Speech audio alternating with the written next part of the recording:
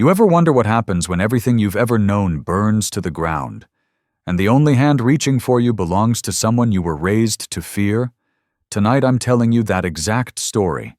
A love so unlikely, so hard-won, it'll leave you questioning every line society ever drew in the dirt. Deep in the Arizona Badlands of 1867, where the desert wind carries both hope and death, a lone white schoolteacher fled a massacre, straight into the path of a battle-scarred Apache warrior who offered her the one thing she had left to lose: a chance to live. What started as a marriage for survival became something far more dangerous, something real. Before we step into their fire-lit world of broken promises and unbreakable bonds, give this video a like if you believe love can rewrite history, and let me know in the comments where you're joining us from tonight. Arizona Territory, 1867. The last slanting rays of sunset poured through the schoolhouse windows as Celine Voss straightened the papers on her desk, readying everything for tomorrow's lessons.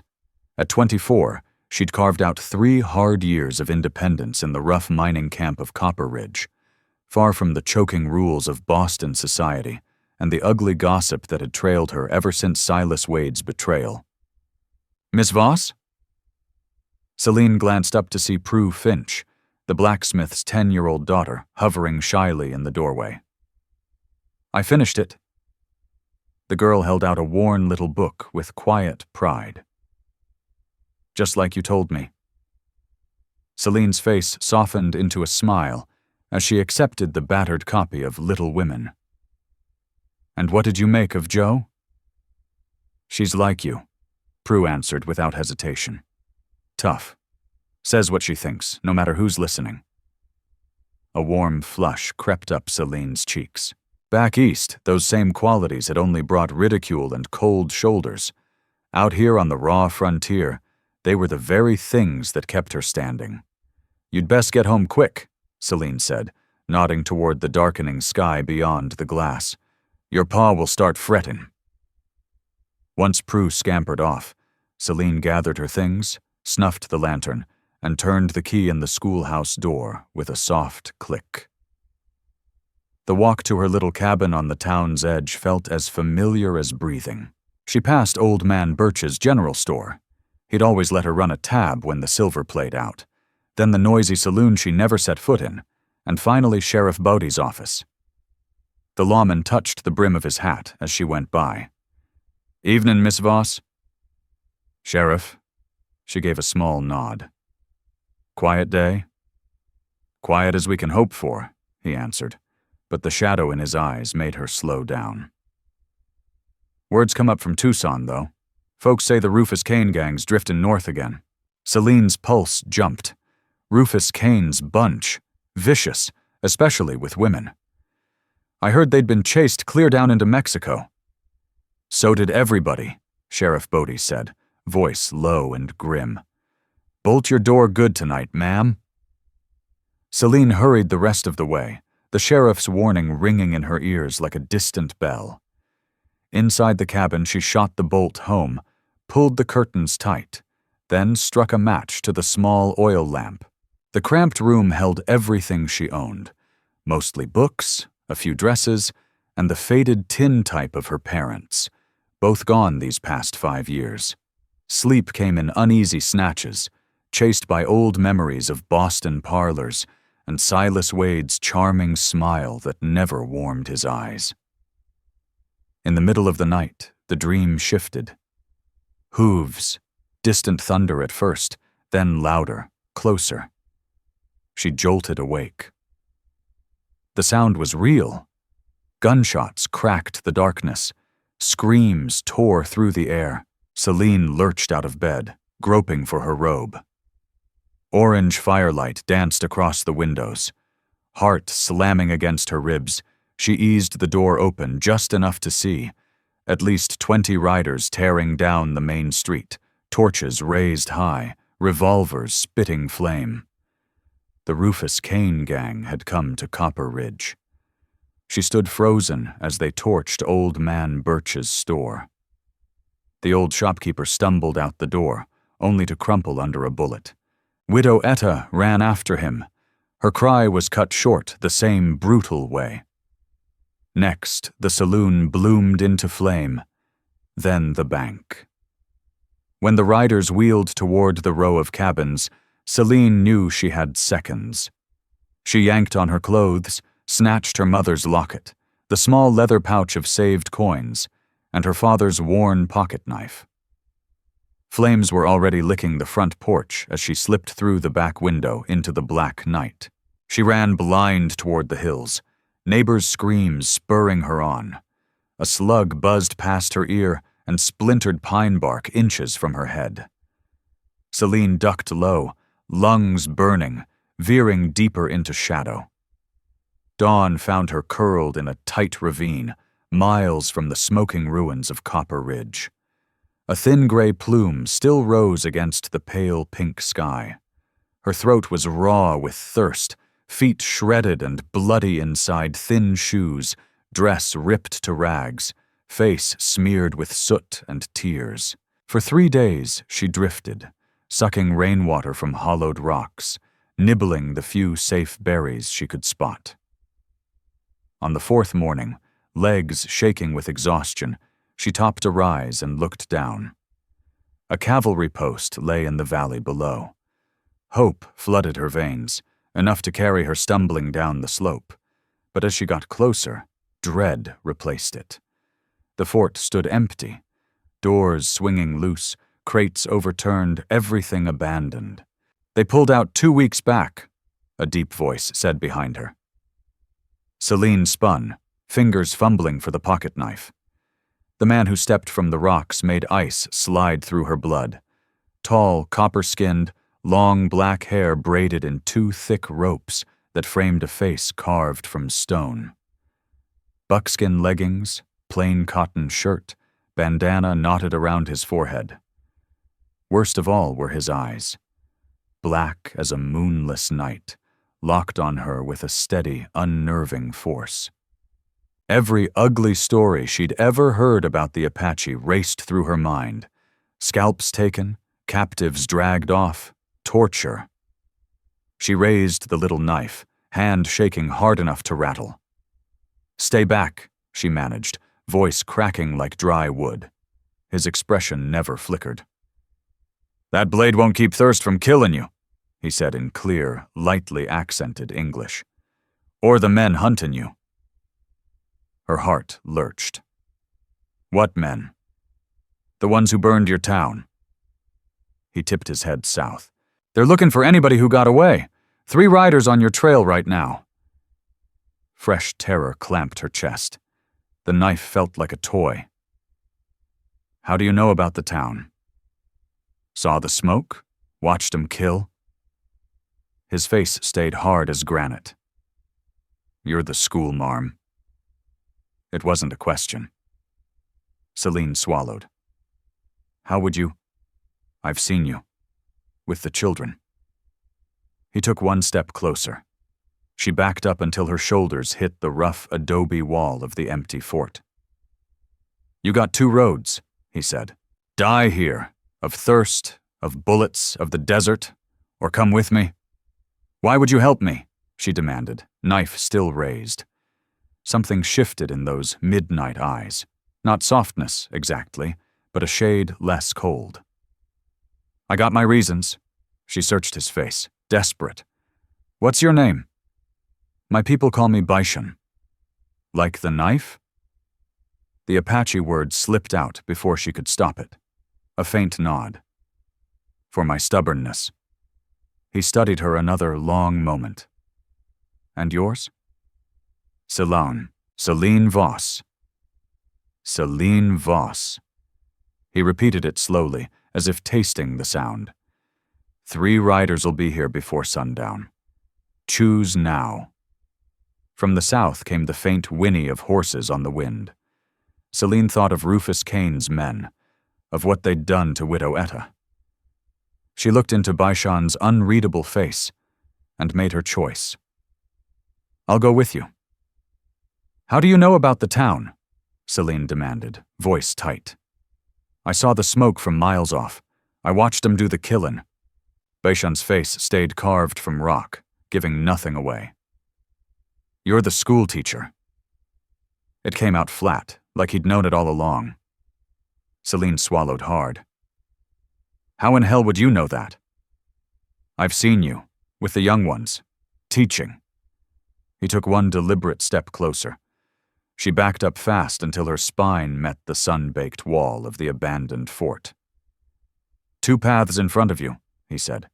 Die out here, thirst, bullets, the desert itself, or come with me.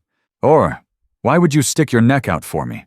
Celine shot back, the little knife still trembling in her fist. Something shifted in those black eyes.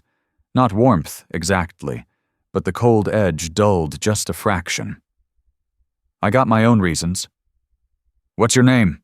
She asked, grasping for anything solid in this wild, dangerous moment. My people call me Beishan. Like the knife? The Apache word tumbled out before she could catch it. A small nod. Fits my hard head. He held her gaze another long beat. And yours? Celine. Celine Voss. Beishan studied her like he was reading trail sign. Those riders hunting you will hit this spot before the sun drops. Decide now, Celine Voss. A faint whinny drifted on the dry wind, horses coming up from the south. Celine's mind flashed to Rufus Kane's men, to what they'd done to Widow Etta before the screams stopped. She looked straight into Beishan's stone-steady face and made the call. I'll go with you. He turned without a word and started walking, heading away from the ruined fort toward the dark line of mountains on the horizon. Selina followed, every step leaving the last scraps of the life she'd scraped together in Copper Ridge. She was walking straight into the unknown, with a man whose people filled white folks' ghost stories with scalps and screams. The bitter twist of it hit her hard, running from white killers she'd seen with her own eyes, straight into the arms of an Apache whose cruelty she'd only heard whispered around campfires. By the time the sun bled red across the sky, they'd covered miles of broken rock and scrub. Celine's feet, already torn and raw from days on the run, left tiny dark smears of blood on the stones. Beishan moved like shadow itself, silent, efficient, stopping now and then to cock his head and scan the empty horizon. He gave her no small talk, no soft words. When full dark rolled in, he led her to a shallow cave scooped into the hillside. Rest, he ordered, the first thing he'd said in hours. From a pouch at his belt, he pulled strips of dried meat and passed her a water skin. Eat, then sleep. Celine tore into the tough, salty jerky and drank deep, even though she knew she ought to sip slow. Hunger and thirst didn't care about plans. Thank you, she whispered. He didn't answer, just moved to the cave mouth and settled there, a dark shape against the star-pricked night. Where are we headed? She asked, voice small. For a second she thought he'd ignore her. Then, without turning, to my people. And what happens to me when we get there? This time he did look back, moonlight catching half his face. That depends on what you're ready to do to stay alive. A cold shiver raced down her spine that had nothing to do with the night air. What's that supposed to mean? Beishan fixed her with those bottomless eyes. A woman alone has no place with my people, or yours. He paused. But a wife would be safe. The words landed like a punch. You want me to marry you? The idea sounded downright crazy. Only for protection, he said, calm as if discussing the weather. You'd get safety, food, a roof, nothing more. And what do you get out of it? Suspicion sharpened her tone. My reasons are mine. Then, softer, catching the fear flashing across her face. I won't lay a hand on you. That's not why I'm offering. Celine hugged her arms tight around herself, thoughts spinning wild. Marrying an Apache warrior. The notion alone was enough to make her head spin. But what else was there? Go back to white towns where Rufus Kane's men might still be sniffing around? A lone woman would draw suspicion at best, trouble at worst. "I need time to think," she said at last.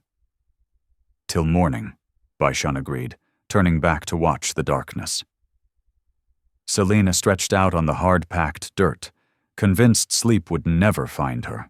But bone-deep weariness dragged her under anyway, tumbling her into a fevered mix of nightmares.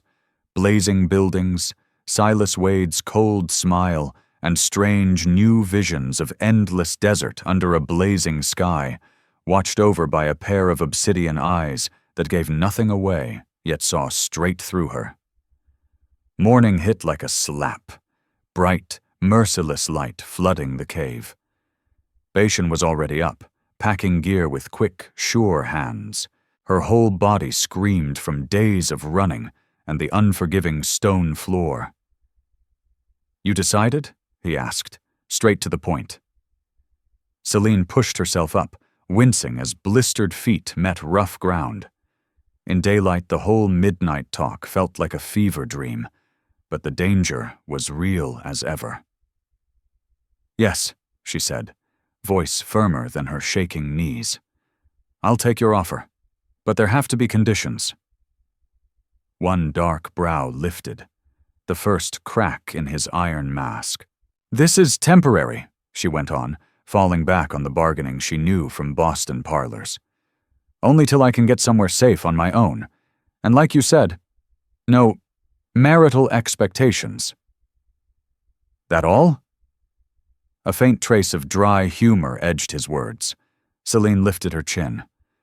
"I won't be owned. I won't be treated like property or a captive. I'm walking into this of my own free will, for both our sakes." "I'm walking into this of my own accord, for both our sakes," Celine finished, chin up. Baishan regarded her in silence for what felt like an eternity. "Among my people, women aren't chattel. They're the heartbeat of the family, the backbone of the tribe." He took another step, his broad frame seeming to fill every inch of the narrow cave. "My shield comes with honor, Celine Voss. Don't read my quiet for contempt." The steady weight of his words, delivered with that calm, unshakable dignity, caught her completely off balance. For the first time, she really looked at him, not as the fierce Apache of frontier nightmares, not as some grudging rescuer, but simply as a man, strong, wounded, real. "Then we have a deal," she said quietly. He gave one sharp nod. "We move now. The trail's long." They struck out as the sun climbed, throwing stark, jagged shadows across the sun-blasted flats. Every step sent fresh fire through Celine's ruined feet, but she clamped her jaw and kept pace. Baishan noticed anyway. She could tell by the slight tilt of his head, the way his stride eased just enough to match hers without making it obvious. By noon, he halted beside a thin trickle of water cutting through the rocks. "Take off your shoes." She hesitated, pride warring with pain, then sat and peeled away the shredded stockings. Her feet were a mess, blistered, raw, crusted with blood. Without a word, Baishan dropped to one knee in front of her. From a small pouch, he scooped a paste of pounded herbs and grease. His calloused hands moved with unexpected care, spreading the cool salve over the worst of the damage. Relief hit her like a sigh. "Thank you," she breathed. The nearness of him, the solid warmth of his shoulders, the faint scent of sage and leather, unsettled her more than she wanted to admit. This hard-edged warrior had just shown her a gentleness she hadn't expected. He only nodded, then ripped long strips from the hem of his own shirt and wrapped them snug around her feet. "These'll hold till we reach camp. Then you get real moccasins." They pressed on. Celine found herself watching him more openly now, the straight set of his shoulders, the fluid, silent way he moved over rough ground like he belonged to it. She'd grown up on blood-soaked tales of savage redskins, yet this man had offered nothing but steady competence and a rough-edged decency. "How'd you learn English so well?" she asked, as they threaded a tight canyon. He walked on so long she figured he wouldn't answer. Then, "They took me to the white man's school when I was a boy, 7 years." The simple words carried a whole world of hurt she could feel in her bones. "I'm sorry," she said softly. He didn't turn. "For what?" "That they dragged you away from your family." Baishan stopped then, glancing back with an expression she couldn't read.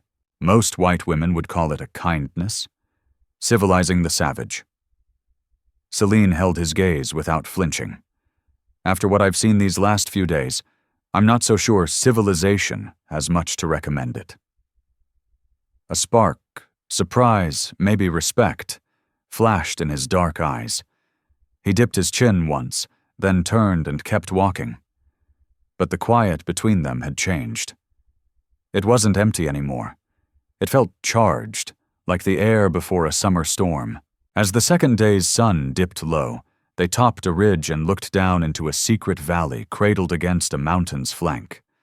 Below lay the Apache camp.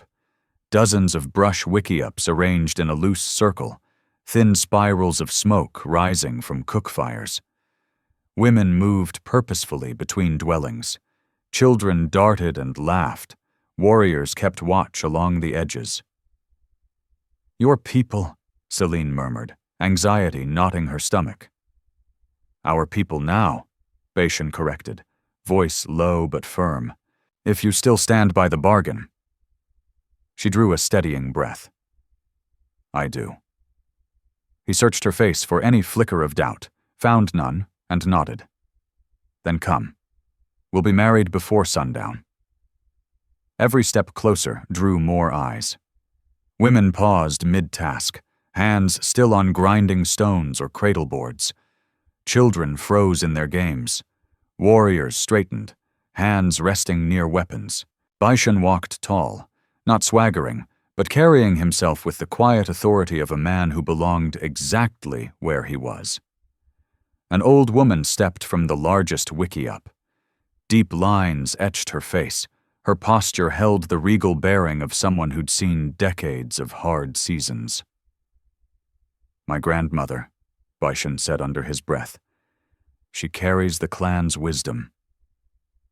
Nana Lozen approached slowly, sharp black eyes sweeping over Selene. The torn dress, the makeshift bandages, the soot-streaked hair. Without warning, she lifted weathered hands and cupped Celine's face, turning it this way and that, like she was inspecting a horse at auction. Celine went rigid, fighting the instinct to jerk away. The old woman spoke in rapid Apache, sharp, flowing notes Celine couldn't catch. Baishan answered in the same tongue, tone respectful, yet unyielding. Whatever he said lifted Nana Lozen's brows. She released Celine's face, circled her once more, still talking. Celine picked out Baishan's name, repeated several times, each one laced with what sounded like a question. At last, the old woman stopped in front of her again and switched to thickly accented English. "My grandson says you'll be his wife. Says he found you alone after white men burned your home to ash." Celine found her voice. "Yes, ma'am. That's the truth." "Why should we take you in?" Nana Lozen demanded, voice sharp as flint. "A white woman? The soldiers hunt us down, slaughter us. Your people steal our land piece by piece." Celine met the old woman's piercing stare without flinching. "I don't have my people anymore. The ones you're talking about murdered everyone I cared about, torched everything I owned. All I want is to stay alive, and I'll give respect in return." Nana Lozen's eyes narrowed, weighing every word like gold dust on a scale. She turned to Baishan and spoke in rapid Apache. He answered with one clipped word. "Come," the old woman said to Selena. "If you're to be Baishan's wife, You can't walk in here looking like some Boston schoolmarm. The spirits have to bless this bond before the moon climbs high. What came next was equal parts mortifying and strangely freeing. Inside Nana Lozen's wickiup, Celine's ragged dress and underthings were stripped away. The old woman and two younger ones scrubbed her skin raw with herb-laced water, combed the tangles from her hair, braided it tight, then slipped her into a plain buckskin dress stitched with simple bead patterns. All the while they talked in Apache, low and quick, with bursts of laughter that left no doubt Celine was the main topic. When they finished, Nana Lozen held up a shiny piece of polished tin like a looking glass. Celine stared at the stranger reflected back. Sun-scorched skin, dark braids, no trace left of the prim Eastern teacher. She wasn't Apache, not really, but she sure as hell wasn't the woman who'd fled Copper Ridge anymore. "Now," Nana Lozen said, "you marry." Outside, the whole camp had formed a wide circle around the firelight. Baishan waited in the middle, ceremonial buckskins on, chest bare and marked with red and white paint that caught the glow. Celine was led forward, feeling every eye on her like hot coals. The rite was short, spoken entirely in Apache, Nana Lozen leading it with quiet authority. Celine caught none of the words, but the gravity hung thick in the air. Baishan took her hands, firm, steady, never squeezing too hard. His dark eyes held hers the whole time as the old woman wrapped their wrists together with a leather thong. When it ended, the people sent up whoops and sharp cries, some joyful, others wary, a few flat-out hostile. Baishan guided her to a wickiup set a little apart from the rest. "This is home now," he said plainly, lifting the entrance flap. Inside it was simple but warm. Soft furs for sleeping, a small fire ring in the center, baskets of supplies stacked neat. Celine stood in the middle, suddenly very aware they were alone. Married, in what amounted to a bedroom under the stars. As if sensing her unease, Baishan moved to the far side near the door.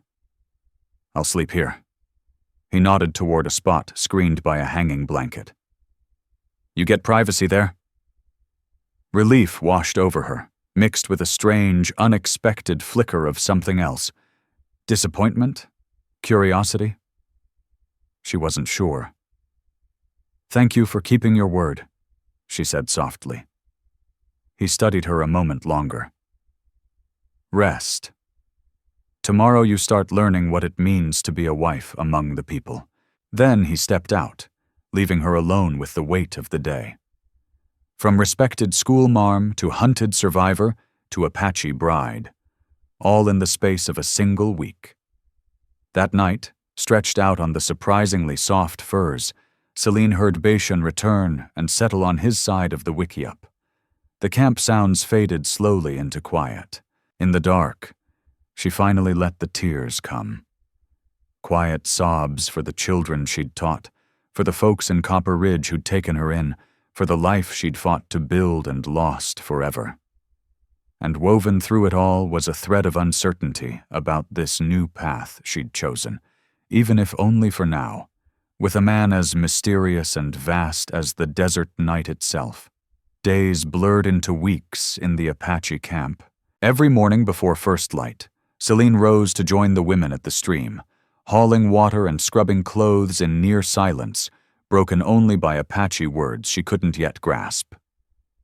The women's feelings toward her ran the gamut, curiosity from some, open resentment from others, but no one bothered with more than the barest gestures when it came to talking. Nana Lozen was the only exception. The old woman had taken it on herself to teach Celine the basics of staying alive in the tribe, though she did it with grudging patience. "No, no," Nana Lozen snapped one day, as Celine wrestled with the grinding stones. "You'll snap your own wrists grinding like that. Let the stone do the heavy lifting." Celine adjusted her grip, sweat sliding down her face in the midday blaze. "Like this." The old woman gave a grunt that might have been approval. For a white woman, You're not completely hopeless." Coming from Nana Lozen, that was damn near a compliment. True to his promise, Baishan kept his distance. He was gone before dawn most days, and slipped back only after she'd retreated behind the blanket screen. When they did cross paths, talk stayed practical. Don't wander too far, steer clear of these plants, mind these customs. Still, Celine often felt his gaze on her while she worked with the women. Not threatening, but watchful, like he was quietly measuring how well she was fitting into this world so far from her own. One evening, as she sat outside their wickiup mending a torn basket under Nana Lozen's sharp eye, a ripple of tension swept through the camp like wind before a storm. The tension hit like a thunderclap rolling through the camp. Warriors clustered in tight, urgent knots, voices low and sharp. Women scooped up children and hustled them into wickiups, while the dogs paced restlessly, hackles raised, low growls rumbling in their throats. Baishan appeared at her side, face harder than she'd ever seen it. "Inside," he said, voice flat. "Stay put till I get back." Celine set the half-mended basket aside, heart already hammering. "What's going on?" "Soldiers. Patrol coming down from the north." Fear squeezed her chest like a fist. "Will there be a fight?" "We'll hide. This place is tucked away good, but we can't take chances." His gaze flicked over her. Pale skin, light brown hair still obvious even in braids. "Especially you. Stay out of sight." The truth landed hard. "Because I'm white. They'd figure your people snatched me." He gave one curt nod. It'd hand him the excuse they've been hunting for. That night Celine lay wide awake behind the blanket screen, ears straining for every sound. Distant hoofbeats, muffled men's voices carried on the wind. She thanked whatever luck she had left that the camp was hidden so well, and that the Apache could go ghost quiet. Even the littlest kids seemed to understand the stakes, and stayed still as stone. Baishan didn't slip back inside until well past midnight. Celine, who hadn't slept a wink, heard the soft rustle as he entered. She eased the blanket aside just enough to peek. He stood outlined against the fading red coals, unbuckling weapons with careful movements. In the low glow she spotted it. Dark, wet shine on his upper arm. "You're hurt," she said, stepping out fully. Baishan glanced down at the deep gash leaking steadily. "It's nothing." She'd patched up enough rough miners back in Copper Ridge to know that tone. Pure, bull-headed pride masking pain. "Sit down. Let me see it. Please." To her surprise, he lowered himself by the fire without argument. Celine grabbed a bowl of water and clean rags, knelt close, and started cleaning away the blood. "What happened?" "Soldier spotted something moving, fired wild into the brush." Her hands froze for a second. "You could have been killed." "But I wasn't." His voice stayed level, but she felt the muscles under her fingers tighten as she probed. "This needs stitches. Nana Lozen's asleep and it's bleeding too much to ignore." She fetched the small sewing kit she'd carried all the way from Copper Ridge. "I've done this before, on miners who got tore up." Baishan watched her face a long moment, then dipped his chin in silent okay. By firelight she heated the needle in the coals, threaded it quick. "This is gonna hurt like hell," she warned. "Pain teaches," he answered, calm as stone. She started stitching, marveling at how still he held. Only the faint flare of his nostrils gave away the sting. Up close like this, details she'd never noticed before jumped out.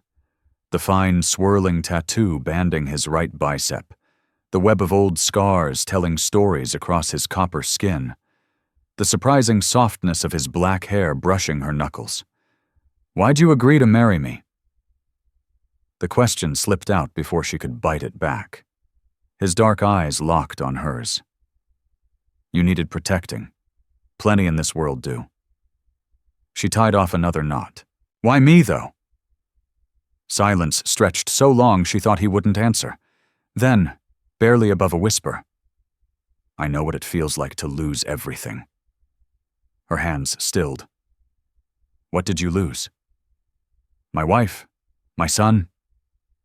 His voice stayed even, but those eyes held a grief so deep it cut sharper than any needle.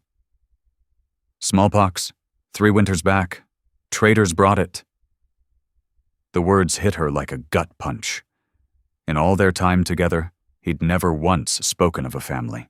"I'm sorry," she whispered, throat tight with real sorrow for the pain he carried alone.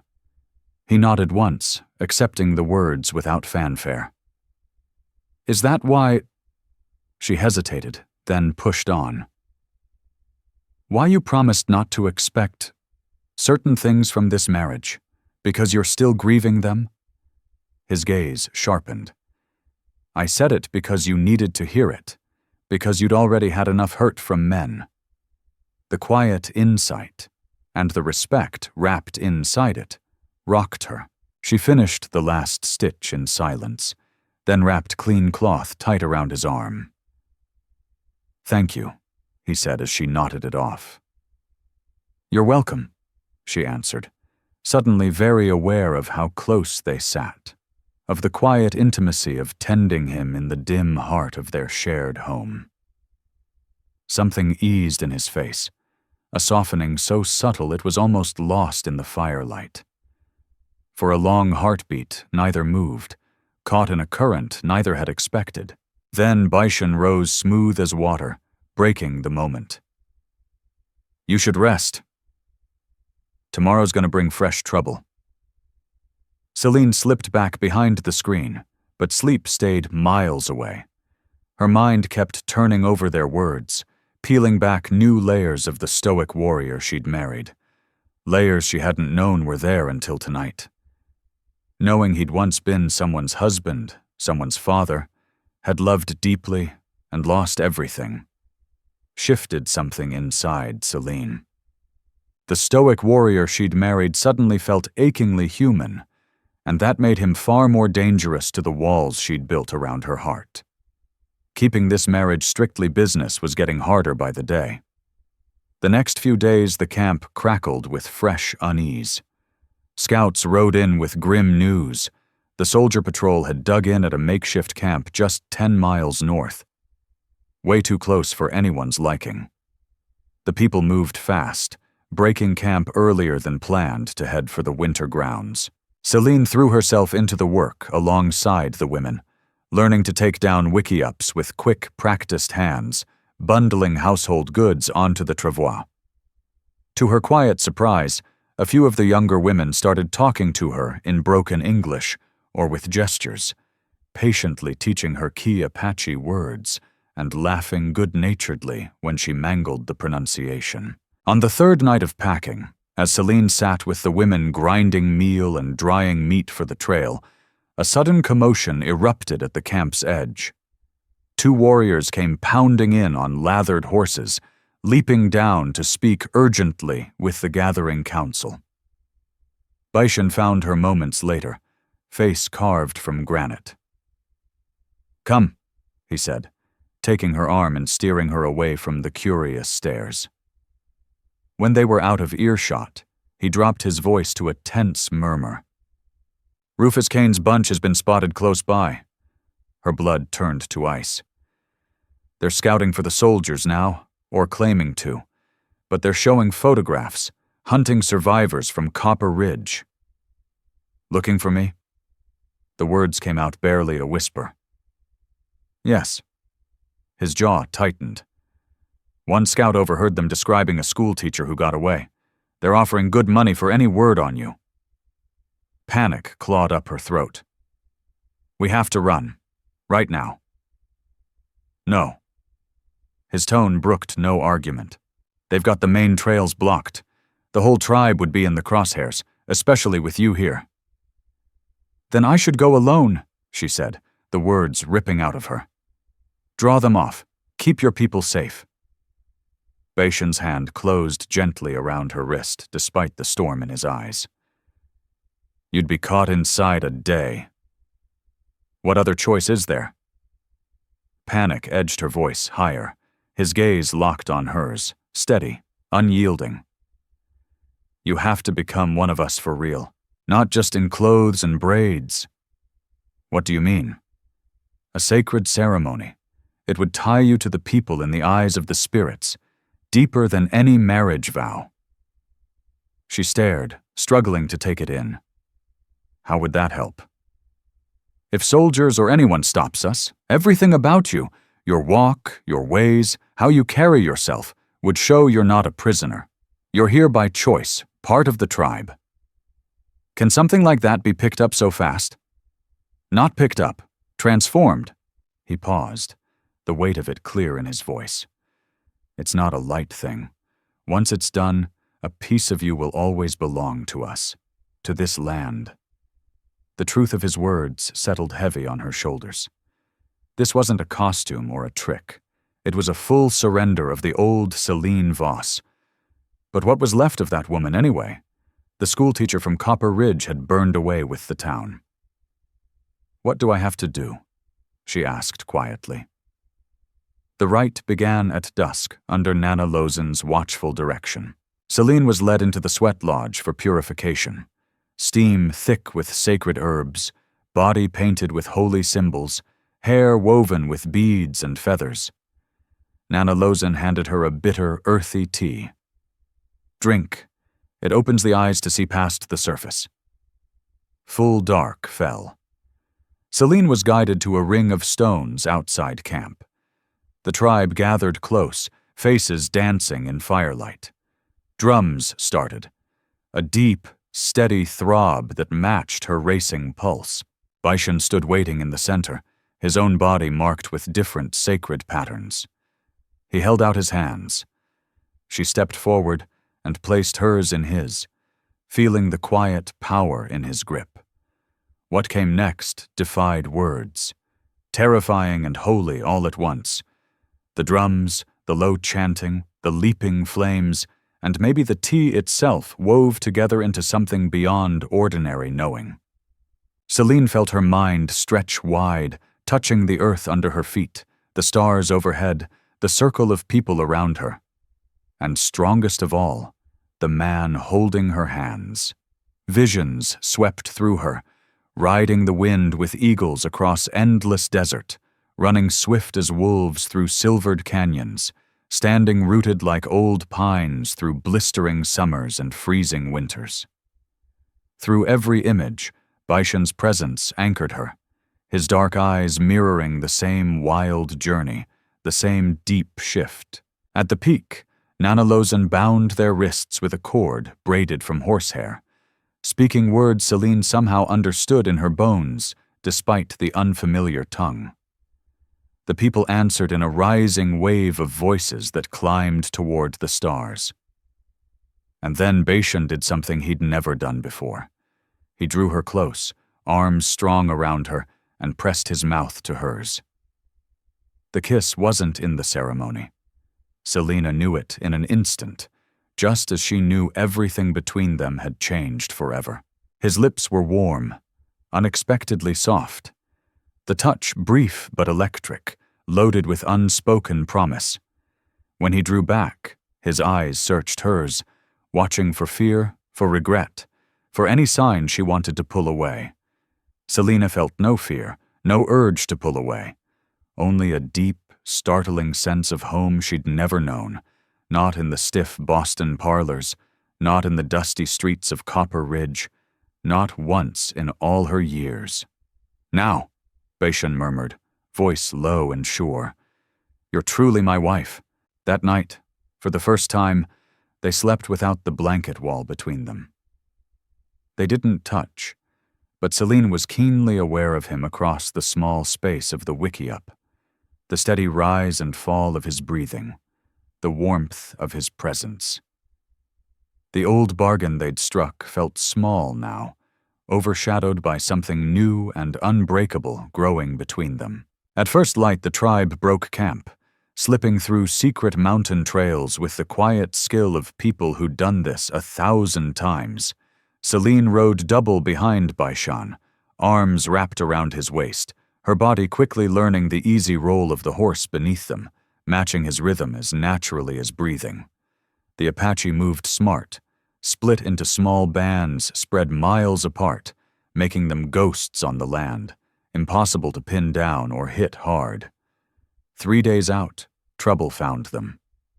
Around a sharp bend in the trail, a squad of cavalry appeared sudden as a rattlesnake strike, rifles already up, leveled at the Apache riders. "Hold it right there," the lieutenant barked as Baishan's group reined in. "State your business in this territory." Baishan answered in calm, measured English. "We're heading to our winter grounds. Got papers from the Indian agent." The lieutenant's eyes narrowed, then flared wide when they landed on Selena. "Ma'am, are you here of your own free will? Nobody holding you against it?" Celine felt Baishan's body go rigid under her hands. This was the exact moment they'd prepared for. Drawing on everything the ceremony had burned into her, the weeks living the ways, the lessons from Nana Lozan, she straightened her spine and answered the way she'd seen Apache women speak to outsiders. Dignified, unflinching. "I'm with my husband and our people by choice," she said, clear and steady, fingers calm on Baishan's waist. The lieutenant eyed her hard, suspicion thick. "Your husband? You're telling me you married this man willingly?" "She is my wife," Baishan said, voice quiet but carrying the weight of iron. "We ride with my grandmother and kin to join the rest of the tribe for winter." Another trooper edged his horse closer, staring at Celine like she was a wanted poster come to life. "Lieutenant, this could be the schoolmarm Kane's after, the one from that mining camp." Celine's heart slammed, but she kept her face smooth as stone. "I don't know anything about any mining camp," she said evenly. "My parents died of fever 2 years back. I've lived with the people ever since." The lieutenant's gaze raked her over. Braided hair, buckskin dress, the sacred symbols still faint on her hands. "What's your name, ma'am?" Without a second's pause. "Elope." The name Nana Lozan had given her in the right, beauty of sunrise. The nosy trooper swung down and started forward. "Let me get a closer look, sir." Celine felt Baishan coil like a spring under her arms, ready to explode into violence if it came to that. The air crackled, balanced on a razor's edge. Then a new voice sliced through. "Stand down, Corporal." A cavalry captain rode up, trail dust thick on his uniform, but his command snapped like a whip. "Lieutenant, what's the holdup here?" "Sir, we ran into these Apache. The woman looks white. Johnson figures she might be that missing schoolteacher." The captain studied Celine, long and careful, then shifted his gaze to Baishan. "Baishan." Recognition lit his eyes. "Been a while." To Selena's shock, Baishan dipped his head in acknowledgement. "Captain Holt," the lieutenant blurted, stunned. "You two know each other?" "Baishan scouted for us back in '62 against the Comanche," the captain said. "Best damn tracker I ever rode with." He turned back to Celine. "And this is your wife?" "Yes," Baishan answered without hesitation. Captain Holt weighed it a moment, then nodded slow. "Apache don't bother with white captives anymore. Too much headache. If she says she's your wife, I'm inclined to take her at her word." He pinned the pushy trooper with a hard stare. "As for Kane's missing schoolmarm, we got no proof she made it out alive. Let these folks pass." The lieutenant wavered. "Sir, our orders are to keep peace with tribes that play straight." The captain cut in sharp. "This bunch hasn't shown a lick of trouble." He nodded to Baishan. "Safe trails to your winter camp?" Baishan returned the nod with quiet dignity.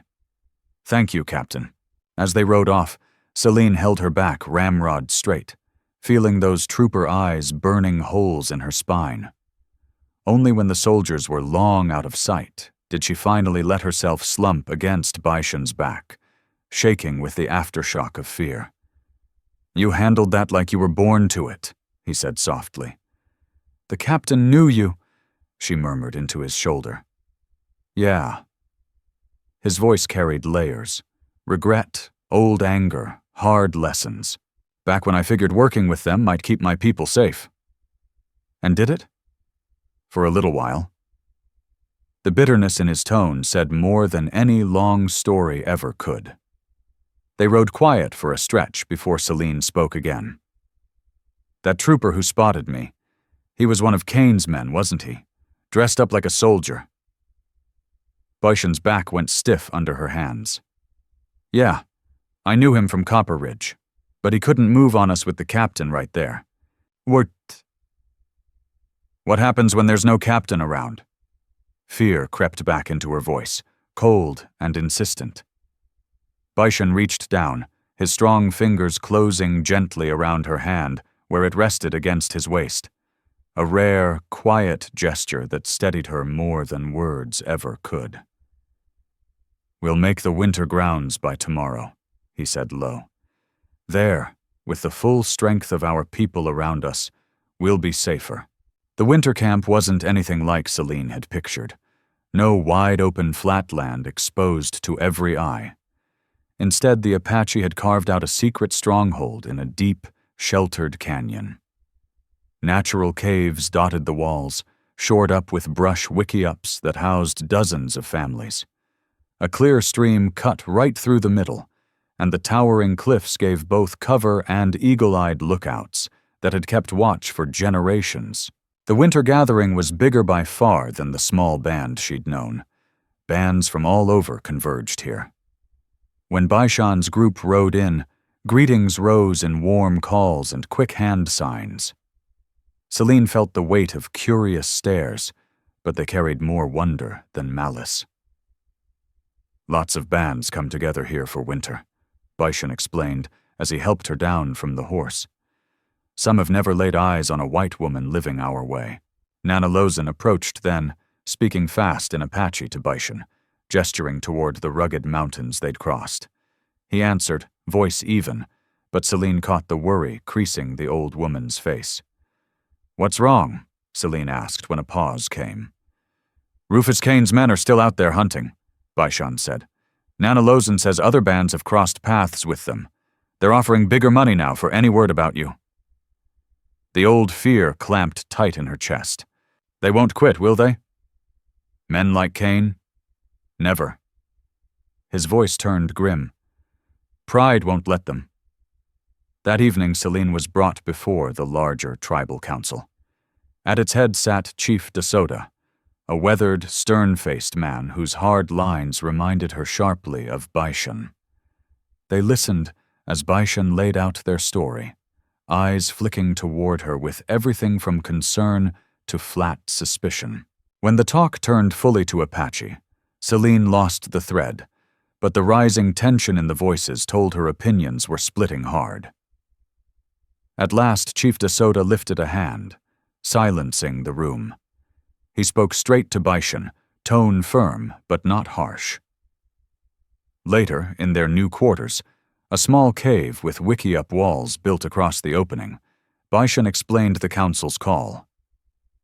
"We stay here through winter," he said. "Come spring, Chief DeSoto thinks we may need to push farther west, away from army patrols and men like Kane." "Farther from white towns," Celine added, catching the full meaning. He nodded. "Safer for everybody." Celine sank onto the sleeping furs, letting the words sink in. "And I'd go with you." She searched his face in the fire's glow.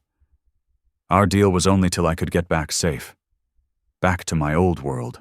Baishan knelt in front of her then, expression more open than she'd ever seen. Raw, unguarded. "Is that still what you want? To go back to a place that couldn't keep you safe? That's still hunting you down?" The question hit her like a gut shot. What did she want? Copper Ridge was ashes. Even if she found another dusty settlement, another schoolhouse, Kane's shadow would follow. And after weeks living Apache ways, after that ceremony that had rewritten something deep inside her, the thought of stepping back into white society felt not just risky, but empty, like putting on clothes that no longer fit. "I don't know anymore," she admitted, voice soft. Baishan reached out slow, giving her every chance to pull away, and cupped her cheek. The first touch like this outside of ceremony or need. "Then stay till you figure it out." His palm against her skin sparked the slow-burning heat that had been building since that right-bound kiss. Warmth spread through her, settling low and insistent. Almost without thinking, Celine leaned into his hand, eyes locked on his. "Baishan," she whispered, not even sure what she was asking. He understood anyway. Slow, deliberate, he leaned in and kissed her, the second time since their vows. This wasn't the quick, ceremonial brush. It lingered, deepened, tasting of everything unspoken. Celine's hands rose to his shoulders, feeling the solid strength there, the rock-steady anchor he'd become in her upended world. When he finally drew back, his eyes burned dark with something new, something hungry and tender all at once. "Our deal," he said, voice roughened. "It can change, if that's what you want." Her heart pounded wild. This was the line, where convenience could turn real, where a marriage born of survival might become something neither had seen coming. She thought of Silas Wade back in Boston. Smooth talk, empty promises. Then she looked at Baishan, a man of few words but iron truth, who'd never broken a single vow to her. "I do want it," she whispered. That night they came together with a gentleness that hid the warrior in him. In his arms, Celine discovered fires she never knew burned inside her, and afterward, curled against his chest, she felt a belonging that cut deeper than blood or borders ever could. As winter tightened its grip on the canyon, so did the quiet strength of their connection deepen. Celine wove herself fully into the life of the tribe, mastering the patient art of basket weaving, learning to cook over open fires with wild herbs and game, even picking up the basics of tracking and setting snares. The women who'd once watched her with narrowed eyes now drew her into their circles, sharing words of their language with a patience that caught her off guard, correcting her stumbles with soft laughter instead of scorn. Nana Lozen watched the change with her usual grudging nod of approval. One evening, as they sat side by side scraping a fresh deer hide, the old woman spoke without warning, her accented English rough but clear. "You've changed," she said. "When my grandson carried you in here, I figured you'd bolt at the first chance, run straight back to your own kind." Celine drew the scraper steady across the skin. "I thought my own kind was straightforward once. Turns out it's not so simple." Nana Lozen gave a slow nod.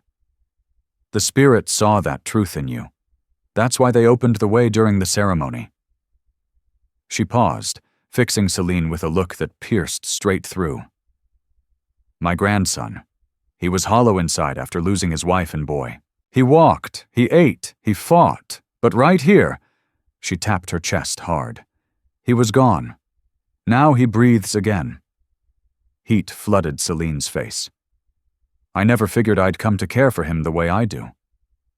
"Love arrives like rain in the desert," Nana Lozen said, her words carrying an unexpected poetry. "Rare, precious, bringing green where everything was dust." The word love hung between them like smoke. Was that what this was? This fierce need to shield him, this bone-deep comfort in his nearness, this spark that flared at the slightest glance? It bore no resemblance to the polished courtship she'd known with Silas Wade back east, all manners and expectations. This was raw, like the land itself. Hard-edged at times, but honest, life-giving.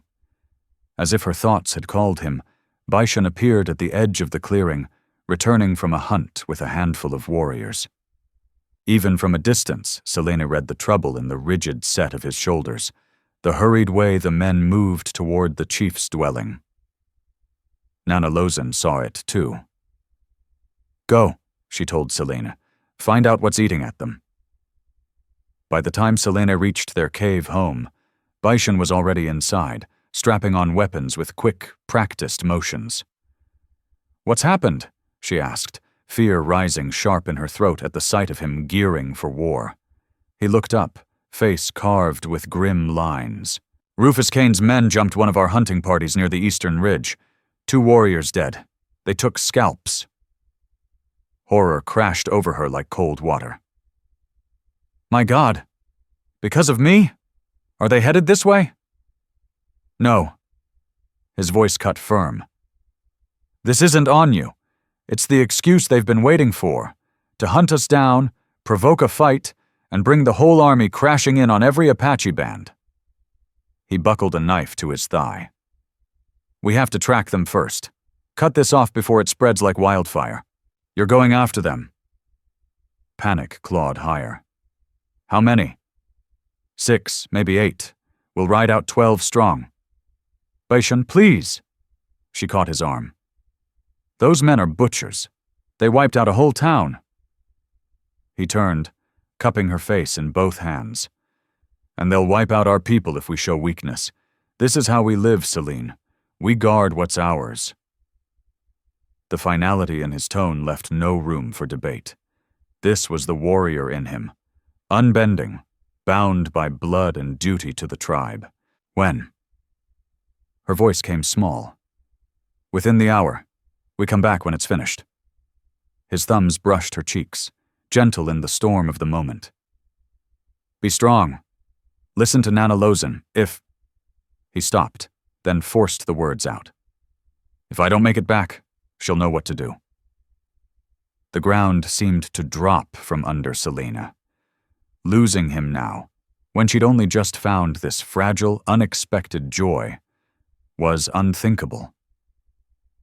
"Promise me you'll come back," she demanded, fingers locked around his wrists. His dark eyes held hers, unflinching. "I promise to fight with everything in me to get back to you." It was the truest answer he could give, and it tore at her even as she understood. She rose on her toes and kissed him hard, pouring every unsaid word into it: fear, love, desperation. When they broke apart, Baishan rested his forehead against hers. "I ride to fight for our future," he said quietly, "for everything we might still build." Then he was gone, striding out to join the warriors gathered in the center of camp. Celine watched as the men painted their faces with war symbols, checked rifles and knives, swung up onto their horses. She saw the fierce pride in the women as they sent their men off, the stoic nod that said this was the way of things. She tried to match that strength, standing tall as Baishan rode past. He held her gaze for one burning second. Then he vanished into the winter dusk with the war party. The waiting clawed at her. Hours dragged into a full day, then 2. Celine threw herself into camp chores, hauling water, grinding corn, anything to keep her hands busy and her mind from spiraling. But fear rode her like a shadow. At night she lay alone on the sleeping furs, aching for the warmth of his body beside her, the safe circle of his arms, the low rumble of his voice in the dark. On the 3rd day, as Celine helped the women ready the evening meal, kneading dough for flatbread and tending the spits over low coals, a shout rang out from the lookouts. Riders coming in. The whole camp went dead still. Women snatched up toddlers. Older boys grabbed whatever weapons were close. Celine's heart slammed against her ribs as she ran with the others toward the narrow mouth of the canyon. Horses appeared through the dust, Apache warriors returning, but the line was shorter than when they'd left. Celine searched their faces in frantic sweeps, the world shrinking to one desperate question. Is Baishan there? Then she spotted him at the rear, holding a wounded man across his lap, steadying him against the jolts. Relief crashed over her so hard her legs nearly gave out. He was alive, blood-streaked, bone-tired, but breathing, The returning men were met with a raw mix of cheers and grief. 3 hadn't come back at all. 2 more were carried in badly torn up. As the people crowded close, the story came out in broken pieces, Apache and English tangled together. They'd trailed Kane's gang to an old, played-out mining camp. The fight had been brutal, close quarters, and merciless. Every last one of the raiders lay dead, Kane himself cut down by Bashan's hand. But victory had carved its own price in blood. Once the wounded were carried to the medicine man, and the first rush of emotion settled, Selena found Bashan sitting alone by the stream's edge, rinsing blood from his arms and face. His eyes stared far off, still half lost in the fight. She approached slow, knowing better than to startle a man fresh from battle. "You're hurt," she said, spotting the ugly slash along his ribs he hadn't even bothered to notice. He glanced down like it was news to him. "It's nothing. Let me see to it," she insisted, already reaching for the clean rags and the pouches of healing herbs Nana Lozen had shown her how to use. As she cleaned and pressed the wound, Bashan slowly came back to himself. The iron tension in his shoulders eased under her careful hands. His breathing deepened and steadied. "Kane?" she asked at last. "Dead," he confirmed. "He won't come after you, or anyone, ever again." Her fingers stilled on the bandage. The man who'd burned Copper Ridge to the ground, murdered her neighbors, chased her across half the territory. He was gone. She should have felt a rush of relief, maybe even grim satisfaction. Instead, an odd emptiness settled in her chest. "Did killing him bring any peace to your wife's spirit? Your son's?" she asked quietly. Bashan looked at her, surprised at first. Then something softer crossed his face. "Revenge doesn't heal, but keeping safe the ones who matter. That brings a kind of quiet." He'd almost said love, she realized. The word had been drifting unspoken between them for weeks, gathering strength. She finished wrapping the wound in silence, then sat beside him on the smooth river rocks. "I was scared you wouldn't make it back," she admitted, voice small. Bashan took her hand, rough fingers lacing through hers. "I gave my word." "You did." She rested her head against his shoulder, feeling the solid, living heat of him, the steady beat of his heart under her ear. They sat like that as dusk crept in, the stream murmuring soft, the camp sounds wrapping around them, children calling, fires crackling, low voices sharing stories. A fragile normalcy after so much storm. For the first time since Kane's riders had torn through Copper Ridge, the iron knot of fear in Celine's chest began to loosen. "What now?" she asked. Bashan's arm came around her, pulling her closer. "Now we live," he said simply. "Day after day, season after season. No grand poetry, no flowery vows, just plain rock-solid truth. And it was exactly what she needed." That night, in the quiet of their home, they came together with a fire born of too many close calls and too much waiting. Afterward, curled against his chest, Celine thought back over the long road that had led her here.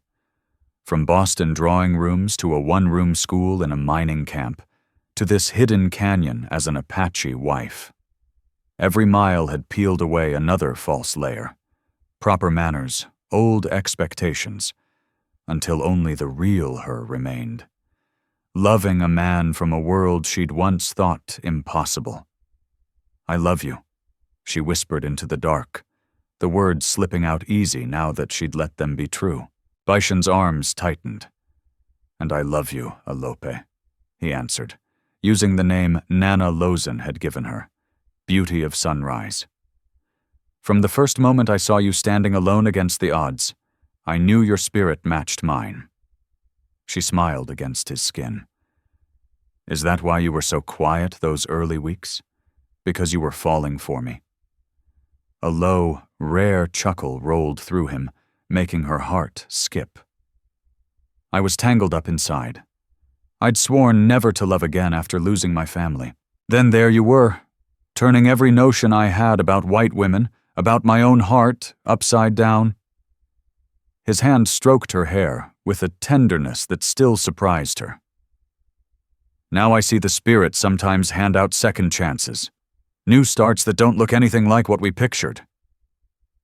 Celine propped herself on one elbow, searching his face in the faint glow of the dying fire.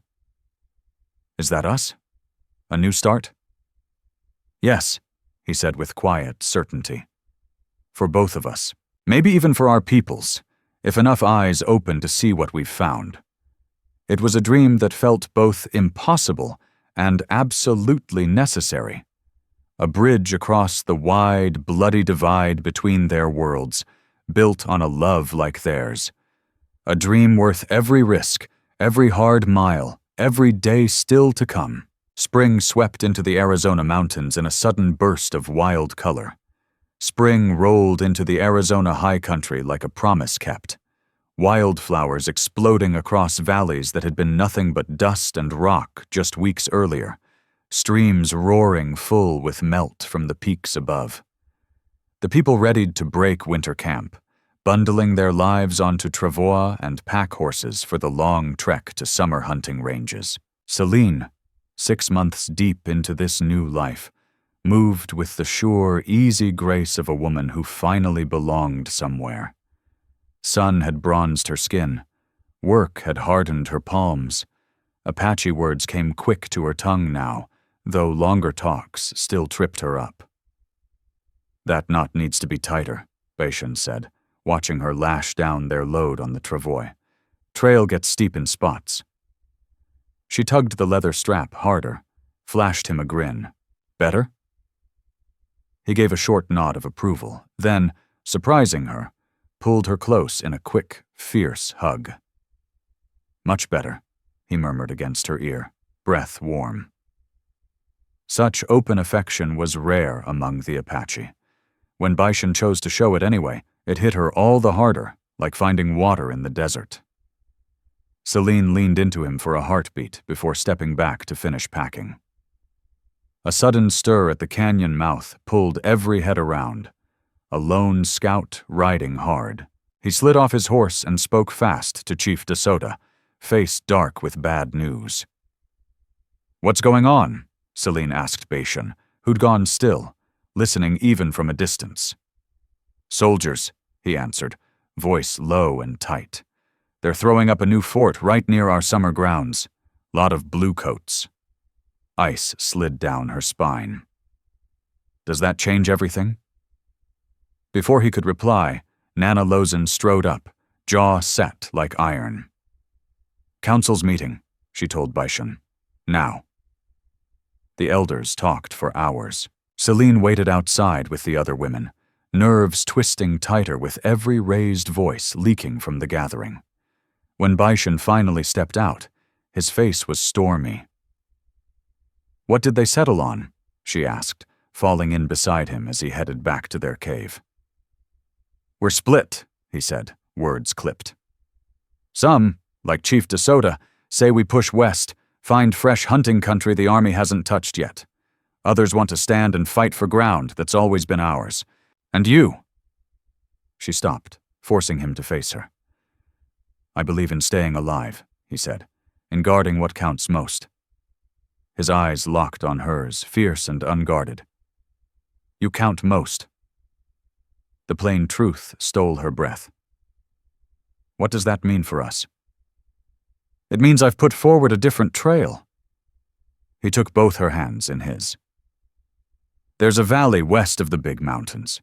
Some of our people already went ahead. Army hasn't found it yet. We could build something fresh there, a place where peace has a chance. You want to split from the tribe?" The idea rocked her. Bashan was a warrior through and through, rooted deep in Apache ways. "Not split," he corrected. "Lead whoever's willing to come. Start over, away from this endless killing." She struggled to take in the size of it. "Because of me? Because I'm white and it stirs trouble for everybody? No.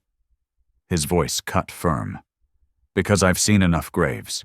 Because killing Cain brought no real ease, only more hollow inside. Because I want our children to grow up without always looking over their shoulders. Our children? The words sent a warm shock through her. They'd never spoken it plain, but the possibility had always been there, quiet in their culture. The thought of a little one with Baishan's dark eyes and steady heart made her own heart swell. Will they follow? She asked. Some will. My cousins, their families, others worn out from running and fighting. He brushed her cheek with his thumb. But I'd go even if it was just you and me. The depth of that promise left her humbled. When? 3 days, before the main group heads to summer range. The next few days blurred into hurried packing and hard goodbyes. To Celine's quiet astonishment, nearly 30 chose to ride with Baishan's dream, mostly young families hungry for something different, plus a handful of elders, including Nana Lozen, who declared she was too old to keep dodging soldiers. On departure morning, Chief DeSoto led a blessing rite for the breakaway group. His face stayed stone, but Celine caught the shine of real feeling in his eyes as he gripped Baishan in a fierce embrace. He's proud of you, she said, as they swung up onto their horses, even if he can't walk the same trail. Baishan nodded, watching the chief turn back to the main camp. He's lived the warrior life his whole days, doesn't know another. He turned to her then, rare vulnerability cracking through. I hope I'm not dragging our people straight into ruin. Celine reached across the space between their mounts and took his hand. You're leading them toward hope. That's never ruin. The trek west tested them hard. Rough country, narrow passes, cold nights, and the constant need to stay unseen. They pushed through country most of their group had never set eyes on, picking their way by Baishan's quiet recall of old stories from the elders and the rare help of friendly bands they crossed paths with. Twice they dodged army patrols by the skin of their teeth. Once they hunkered down 2 full days in a tight canyon while a war party of Yavapai rode past, close enough to hear their voices. Through every hard mile, Celine watched Baishan change. The man who'd once spoken so little now led with steady purpose, talking things over with the others, laying out his reasons clear, showing real patience with the old folks and the little ones. His quiet dignity never left him, but a new openness had taken root, a readiness to carry the weight of leadership together instead of alone. On the 20th day, they topped a high ridge and looked down. A green valley lay spread out below, cradled between protective mountains, a bright river cutting clean through the middle. Even from up there, Celine could make out the flash of water, thick grass waving in the breeze, stands of cottonwood and pine ready to give shade and timber. It's beautiful, she breathed, drinking in the sight. Beside her, Baishan straightened in the saddle, a rare calm settling over his hard features like dust after a long wind. Our fresh start. They eased down the slope, spirits rising with every step closer. By the river they found signs the place wasn't empty. Old fire rings, brush shelters still standing, game trails worn clear by feet that had passed months before. Come sunset, they'd thrown up a quick camp along the bank. As cook fires sparked to life and shelters went up, a deep sense of having made it washed over the group. Against every odd stacked against them, they'd reached the promised ground. That night, Celine and Baishan walked the river's edge under a sky thick with stars. The air carried a cool bite, but no real chill, scented with sage and pine. Far off, a coyote yipped, answered by another. Lonely calls that somehow made the wild feel like home. You happy? Baishan asked, arm slipping around her waist, pulling her snug against his side. Celine thought it over with the plain honesty that had grown between them. "I'm at peace," she decided. "More than I ever figured possible after Copper Ridge." She tipped her head back to look at him. "You?" "I'm whole again," he said simply. "Because of you." She stopped walking, turned to face him full on. "Beishan, there's something I need to tell you." She drew a steadying breath, nerves jumping despite the joy bubbling under her skin. "I'm carrying a child. Our child." For a long second, he stood frozen, face unreadable in the moonlight. Then, in a move so sudden and unguarded it pulled a startled laugh from her, he scooped her up and spun her in a slow circle, reserve shattered. When he set her down, his hand stayed gentle on her waist. "When?" "Autumn," Nana Lozen figures. Celine laid her palm over her still flat belly. "She's known for 2 weeks but made me wait till I was sure before I told you." Beishan covered her hand with his, warm and steady against her skin. "A child," he said, wonder thick in his voice. "Our child." The raw feeling in his eyes brought tears stinging to hers. She remembered what Nana Lozen had said about his first wife and the boy he'd lost. This little one could never fill that empty place, but it carried healing, a future instead of just echoes of the past. "I never thought I'd be a father again," he confessed, voice rough with emotion. "After losing my boy, I shut that door in my heart." "I know," she said softly. "Are you scared?" He considered it with his usual careful thought. "Yes," he admitted at last, "but not enough to let fear rob us of the joy." They stood wrapped in each other by the river, her head on his chest, listening to the steady beat beneath. They stayed like that, holding the promise of new life in this new place, a perfect pocket of quiet in lives that had known too much storm. The weeks that followed filled with the hard, good work of putting down roots. Under Beishan's lead, they raised sturdy wickiups and small adobe houses. They planted in the rich bottomland near the river. Corn, beans, squash the old Apache way, plus seeds Celine had gathered on the trail. Hunting parties ranged the surrounding ridges, learning every game trail and spring. By midsummer, the place had taken real shape, a living mix of Apache ways and smart ideas Celine brought from white settlements. They even built a small schoolhouse where she started teaching the kids both traditions, Apache stories and skills alongside English and numbers for whatever changing world lay ahead. Most surprising of all, others began drifting in, a handful of Yavapai looking for quiet, a mixed-blood family running from hard looks on both sides, even a white trapper named Jed Crow and his Navajo wife, drawn by talk of a spot where such matches weren't shunned. Beishan welcomed everyone, laying down just one iron rule. Come in peace, and you'd be treated with respect no matter where you started.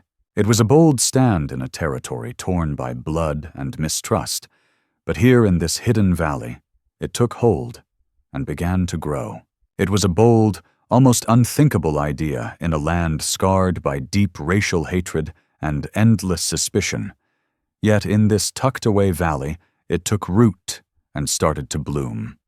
Celine's pregnancy moved forward, smooth and strong. As her belly rounded, the women of the settlement closed ranks around her, sharing old remedies, gentle advice, and quiet encouragement. Nana Lozen led the way, claiming the role of fierce guardian over Celine and the unborn little one. One evening, as they sat together, the old woman laid her knotted hands against Celine's swollen middle. "This baby's got power," she declared, "a fighter's heart like his father, or maybe a teacher's sharp mind like his mother." From nearby, where Beishan sat carving a small wooden cradle with careful strokes, he added quietly, "Could be both. A whole new kind of strong for the world that's coming." Nana Lozen gave a short snort that might have been agreement. Maybe so. Something fresh for fresh times. As autumn drew near, carrying the promise of Celine's time, a lone rider appeared at the valley's mouth. The sentries spotted him quick and sent word to Baishan. Celine was out helping gather the last of the corn when he found her. "Stay here in the middle of camp," he told her, face set hard. "White man coming. Alone. I don't think he's Kane's, but we take no chances." He brushed her cheek for a brief second. "Promise me you'll stay safe." She nodded, one hand curving protectively over her belly. "I promise." She watched, heart in her throat, as Baishan and a handful of warriors rode out to meet the stranger. The whole settlement seemed to hold its breath. Women pulling children close, men easing hands toward rifles they'd hoped to leave untouched. To everyone's shock, when Baishan's group returned, the white man rode right alongside them, calm as if he belonged. As they got closer, recognition hit Celine like a cold splash. "Captain Holt," she whispered, remembering the cavalry officer who'd let them pass months back, the one who'd known Baishan from his scouting days. The captain swung down at the heart of the settlement, pulling off his hat as he approached Selena. His gaze flicked to her advanced pregnancy, surprise flashing before his manners locked back into place. "Mrs. Baishan," he greeted with a respectful tip of the head. "You're looking well, Captain," she answered, feeling every eye in the valley on them. "What brings you out this way?" "I've been following your trail for a spell," he admitted straight. "Not on orders, my own call." "Why?" Baishan asked, body still coiled tight despite the captain's easy manner. Captain Holt looked between them both. "Because what you're building here means more than most folks realize." He went on to explain how things had gone sour fast between the Army and the Apache. New officers, green and hard-headed, had rolled out tough new rules. Reservations were being forced, places where the government aimed to round up every Apache band, willing or not. "It's going to get uglier before it gets better," he said grim. "But this," he swept a hand toward the peaceful homes, the playing children, the quiet fields. "This could show another road, a way folks might actually live side by side." "You planning to report us to your bosses?" Baishan asked, voice like edged steel. "Turn us into some white man experiment?" "No," Holt said firmly. "I want to help keep this place hidden. Protect what you've got going." A ripple of disbelief ran through the gathered people. A cavalry officer, sworn to the very army hunting them, offering to shield their valley? "Why would you do that?" Celine asked, putting voice to the question burning in every mind. Holt's weathered face showed real feeling. "I've spent 15 years riding this country. I've buried too many on both sides. The answers ain't coming from Washington or from war chiefs. They're gonna come from people like you, folks brave enough to try a different path." That evening, the council gathered to hash out how to handle Holt's offer. Voices clashed hard. Plenty distrusted any tie to a soldier, no matter his words. "Could be a trap," one warrior argued. "Lure us out in the open." "If he meant betrayal, he'd have ridden in with a column, not alone," another shot back. Baishan stayed quiet through most of it, listening close to every side. When the talk finally wound down, he turned to Selena. "What do you say, wife? You know how white men think?" The weight of his question settled heavy. She knew her answer could steer their whole future. "I think he means it," she said carefully. "But promises shift, officers change. We take his help if it comes, but we keep our eyes open." Baishan nodded. Decision made. "We'll work with the captain, but on our terms. This valley stays ours, not some government showpiece." When they carried the word back to Holt, relief eased across his face. "I'll do what I can from where I sit. Steer patrols clear, maybe slip in supplies when I can." He looked around the settlement with open respect. What you've got here deserves room to breathe and grow." As Captain Holt readied to ride out the next morning, he pulled Celine aside near the edge of the cornfield. "There's one more thing you ought to hear," he said low, voice careful. "Word from the outside that might hit close." Celine went still. "What kind of word?" "Copper Ridge. They're putting it back together. Some folks who made it through drifted back." He paused, eyes on her face. "They talk about the schoolteacher who vanished in the raid. Plenty figure she's gone for good, but a few still wonder if she might show up one day." The news landed like a fist to the gut. Copper Ridge rising from ashes. Her old life, waiting like it might still fit. 6 months back, even 3, she'd have been torn apart by the pull.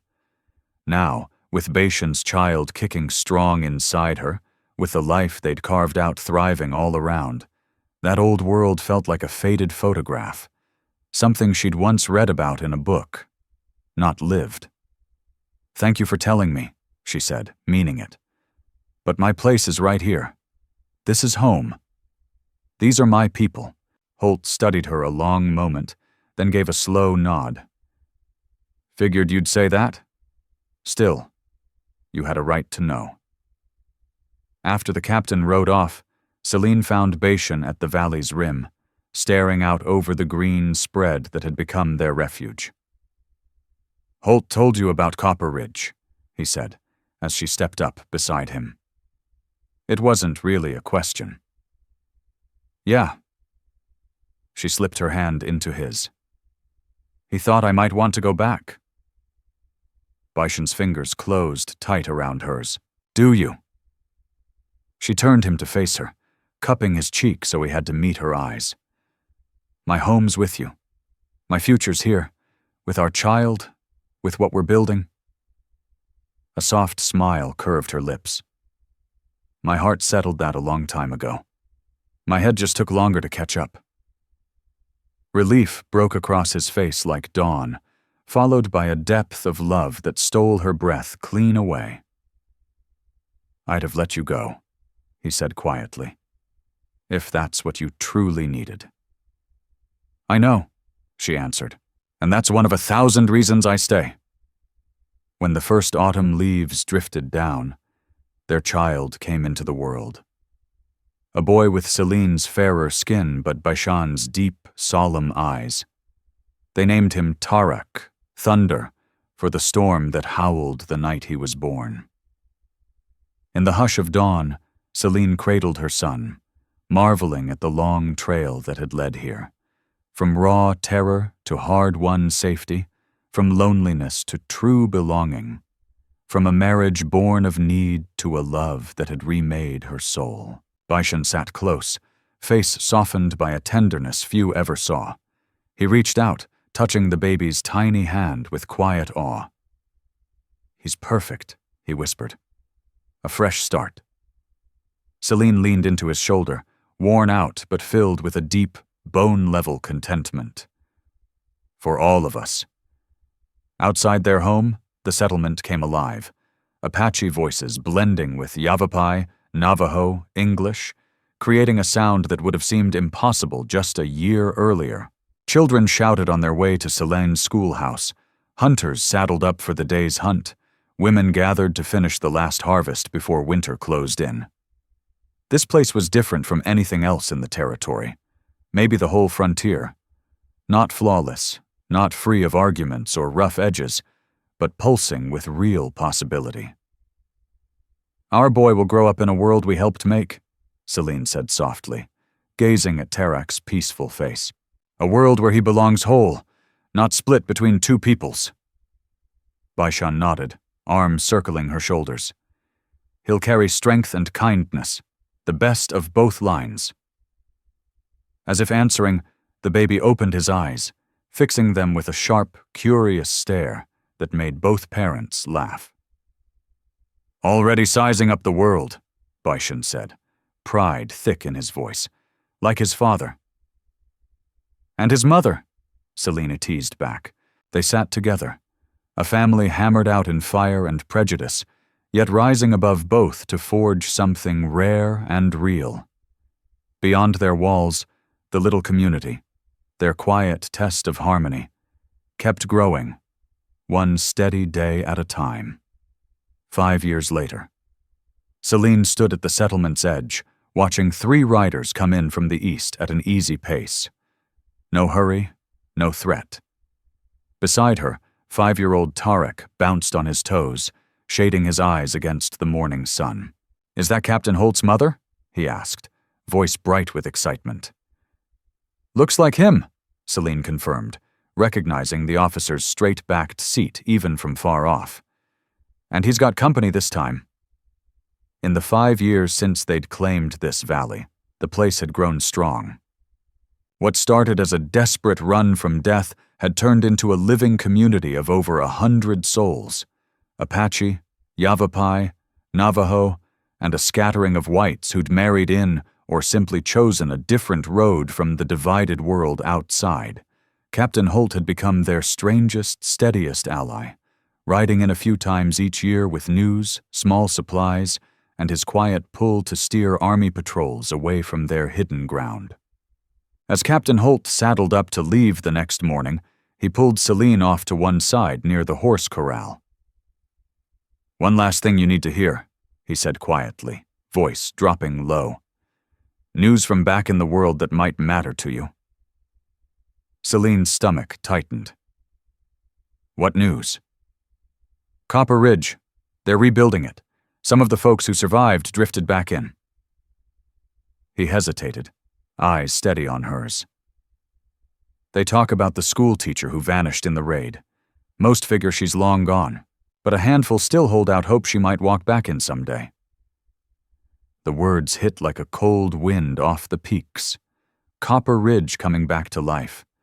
Her old existence, waiting like an empty house she could still step into. Half a year ago, even 3 months, she'd have been torn in two by the tug. Now, with Baishan's child growing strong inside her, with the life they'd planted flourishing all around, that past felt like a half-remembered dream, something from another woman's story. "Thank you for telling me," she said, meaning every word. "But my home's right here. This is where I belong. These are my people." Holt looked at her a long moment, then gave a slow nod of understanding. "I reckoned you'd feel that way. Still, you deserved to know." After Holt rode out, Celine found Baishan at the valley's far edge, gazing out over the green bowl that had become their sanctuary. "Holt told you about Copper Ridge," he said as she came up beside him. No question. Just quiet certainty. "Yeah." She slid her hand into his. "He thought I might want to go back." Baishan's grip tightened. "Do you?" She turned him gently, laid her free hand along his cheek until he met her eyes. "My home is with you. My future's here. With our child. With what we're building together." A soft smile touched her lips. "My heart chose that road a long time ago. My head just took a while to follow." Relief flooded his face, chased by a depth of love so raw it stole her breath. "I'd have stepped aside," he said quietly, "if that's what you truly needed." "I know," she answered, "and that's one of 1,000 reasons I stay." When the first autumn leaves began to turn and drift, their child came into the world. A boy with Celine's lighter skin, but Baishan's deep, thoughtful eyes.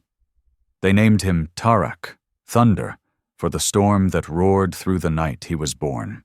In the still dawn after the birth, Celine held her son close, marveling at the long, hard trail that had led here, from pure terror to hard-earned safety, from loneliness to real belonging, from a marriage of survival to a love that had reshaped her whole world. Baishan sat beside them, his face softened by a tenderness few outside their private circle ever saw. He reached out, touching the baby's tiny hand with quiet reverence. "He's perfect," he whispered. "A new beginning." Celine leaned into his shoulder, bone-tired but filled with a deep, steady contentment. For all of us. Outside their home, the settlement woke, Apache voices weaving with Yavapai, Navajo, English, making a sound that would have seemed impossible just a year earlier. Children laughed on their way to Selene's schoolhouse. Hunters readied for the day's hunt. Women gathered to finish the last of the harvest before winter closed in. This place stood apart from anything else in the territory, maybe the whole West. Not perfect, not without its rough spots and disagreements, but alive with real hope. "Our boy will grow up in a world we helped shape," Celine said softly, looking down at Tarek's calm face. "A world where he belongs completely, not torn between two peoples." Baishan nodded, arms circling her shoulders. "He'll carry strength and kindness, the finest of both lines." As if answering, the baby opened his eyes, fixing them with a sharp, curious stare that drew quiet laughter from both parents. "Already studying everything," Baishan said, pride thick in his voice, like his father. "And his mother," Celine teased back. They sat together, a family forged in fire and old hatreds, yet rising above both to create something rare and true. Beyond their walls, the little community, their quiet experiment in living side by side, kept growing, one determined day at a time. 5 years later. Celine stood at the settlement's rim, watching 3 riders come in slow from the east.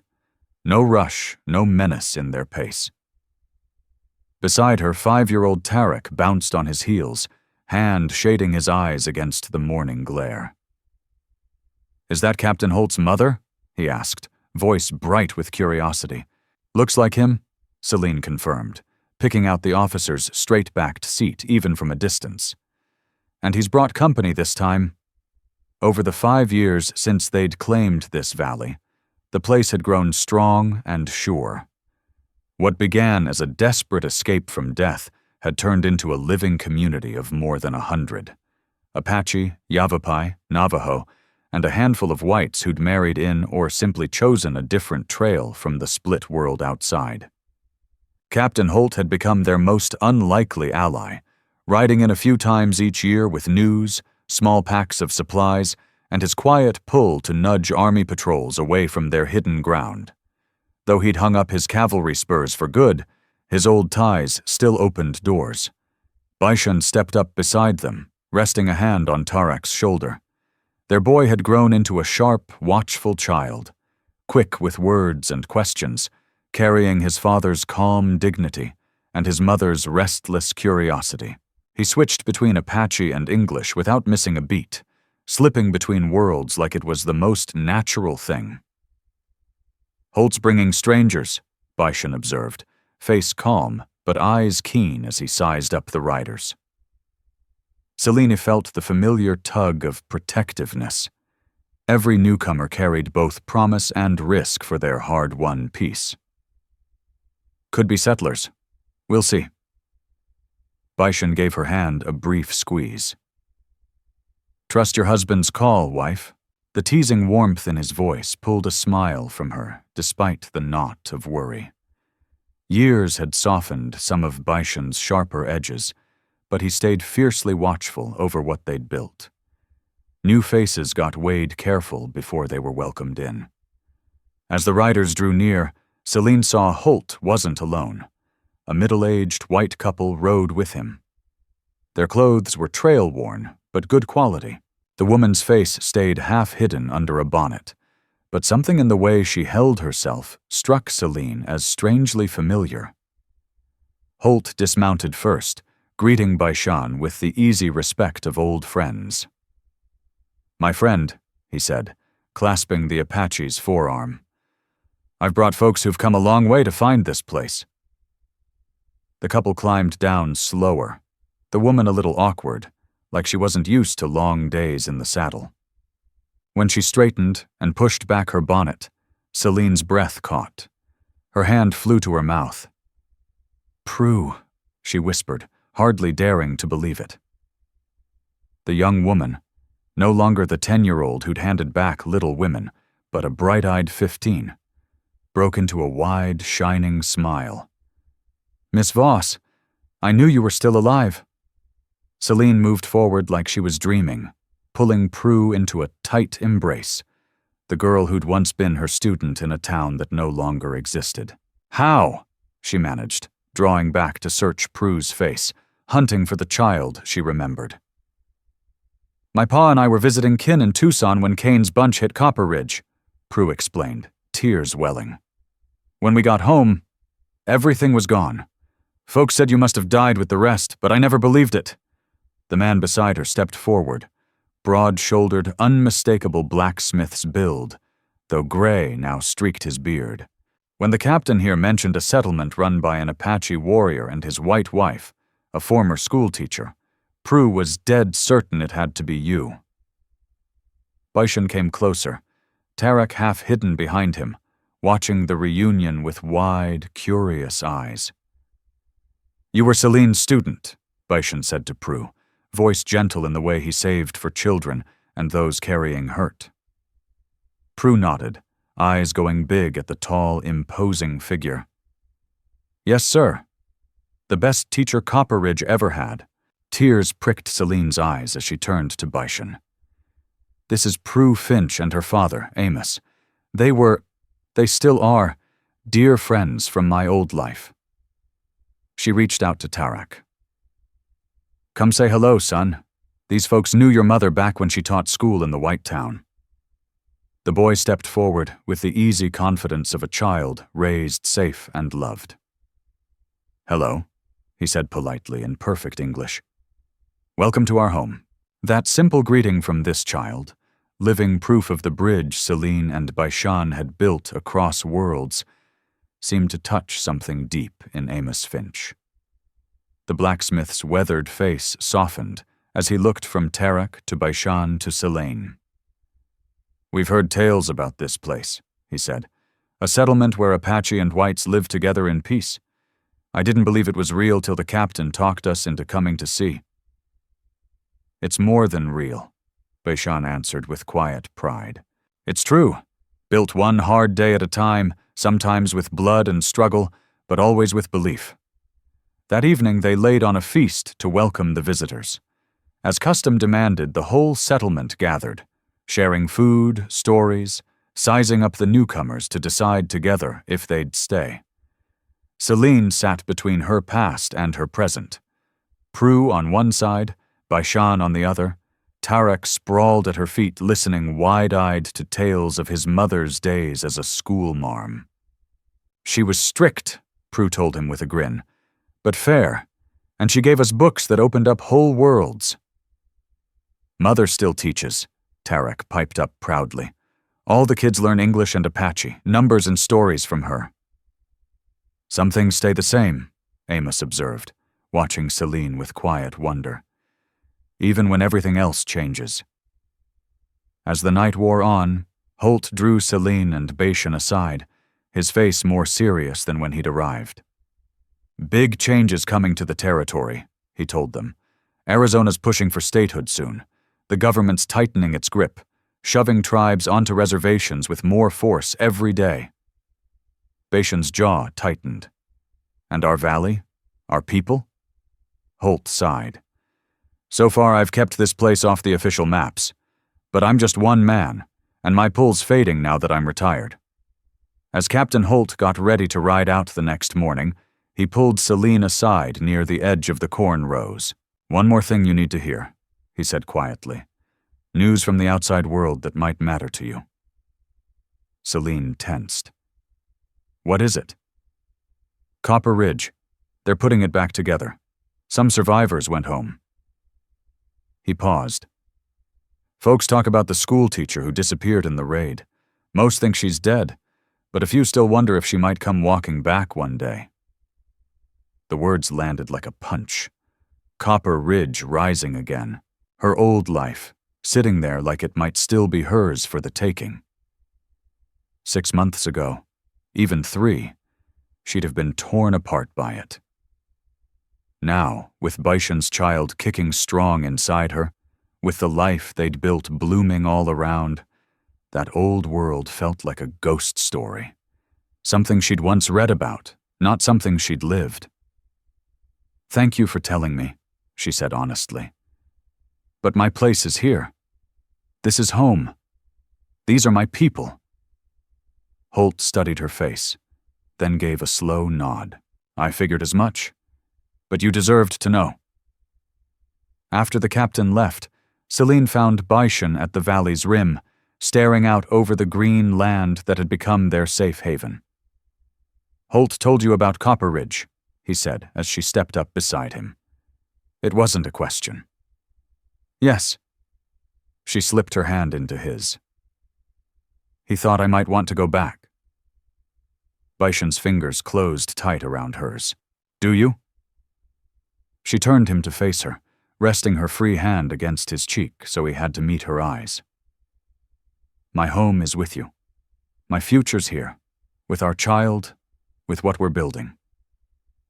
A soft smile touched her lips. "My heart chose that long ago. My head just needed time to catch up." Relief washed across his face, followed by a depth of love so strong it stole her breath. "I would have let you go," he said quietly, "if that's what you truly wanted." "I know," she answered, "and that's one of 1,000 reasons I stay." When the first autumn leaves began to fall, their child came into the world. A son with Celine's lighter skin, but Baishan's deep, solemn eyes. They named him Tarak, Thunder, for the storm that raged the night he was born. In the quiet dawn after the birth, Celine held her son close, marveling at the long road that had brought her here. From raw terror to hard-won safety, from loneliness to true belonging, from a marriage of necessity to a love that had remade her entire world. Baishan sat beside them, his face softened by a tenderness few outside their private circle ever saw. He reached out, touching the baby's tiny hand with quiet awe. "He's perfect," he whispered. "A new beginning." Celine leaned into his shoulder, exhausted but filled with a deep, steady peace. "For all of us." Outside their home, the settlement stirred, Apache voices blending with Yavapai, Navajo English, creating a harmony that would have seemed impossible just a year earlier. Children called to each other on their way to Celine's school. Hunters readied for the day's hunt. Women gathered to finish the last harvest before winter closed in. This place stood apart from anything else in the territory. Maybe the whole West. Not flawless, not without its rough edges and disagreements, but alive with real possibility. "Our son will grow in a world we helped shape," Celine said softly, gazing at Tarak's peaceful face. "A world where he belongs completely, not split between two peoples." Baishan nodded, arms circling her shoulders. "He'll carry strength and kindness, the best of both his bloodlines." As if in answer, the baby opened his eyes, fixing them with a sharp, curious stare that drew soft laughter from both parents. "Already questioning everything," Baishan said with pride, like his father. "And his mother," Selena teased back. They sat together, a family forged in violence and prejudice, yet rising above both to create something rare and precious. Beyond their walls, their community, their quiet test of living in harmony, kept growing, one determined day at a time. 5 years later, Celine stood at the settlement's edge, watching 3 riders approach from the east at an easy pace. No hurry, no threat in their stride. Beside her, 5-year-old Tarak bounced on his toes, shading his eyes against the morning sun. "Is that Captain Holt's mother?" he asked excitedly. "I believe it is," Celine confirmed, recognizing the officer's straight-backed seat even from a distance. "And he's brought guests this time." In the 5 years since they'd claimed this valley, the place had grown strong and sure. What began as a desperate flight from death had become a thriving community of over 100. Apache, Yavapai, Navajo, and a handful of whites who'd married in or simply chosen a different path from the divided world beyond. Captain Holt had become their most unlikely ally, riding in several times a year with news, small supplies, and his quiet influence to steer army patrols away from their hidden valley.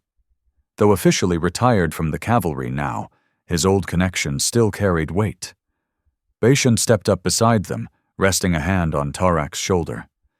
Their son had grown into a striking boy, quick-witted and watchful, carrying his father's quiet dignity and his mother's sharp curiosity. He spoke Apache and English with equal ease, moving between worlds like it was second nature. "Holt's bringing new faces," Bashan observed, expression calm, but eyes keen as he studied the riders. Celine felt the familiar protective instinct rise. Every newcomer carried both promise and risk for their hard-won peace. "Could be settlers. We'll see." Bashan gave her hand a brief squeeze. "Trust your husband's judgment, wife." The teasing warmth in his voice pulled a smile from her, despite the worry. Years had softened some of Bashan's harder edges, but he stayed fiercely watchful over what they'd built. New arrivals were weighed carefully before they were welcomed. As the riders drew near, Celine saw Holt wasn't alone. A middle-aged white couple rode with him. Their clothes were trail-dusty but well-made. The woman's face stayed half-hidden under a bonnet, but something in her posture felt strangely familiar. Holt dismounted first, greeting Bashan with the easy respect of old friends. "My friend," he said, clasping the Apache's forearm, "I've brought folks who've come a long way to find this place."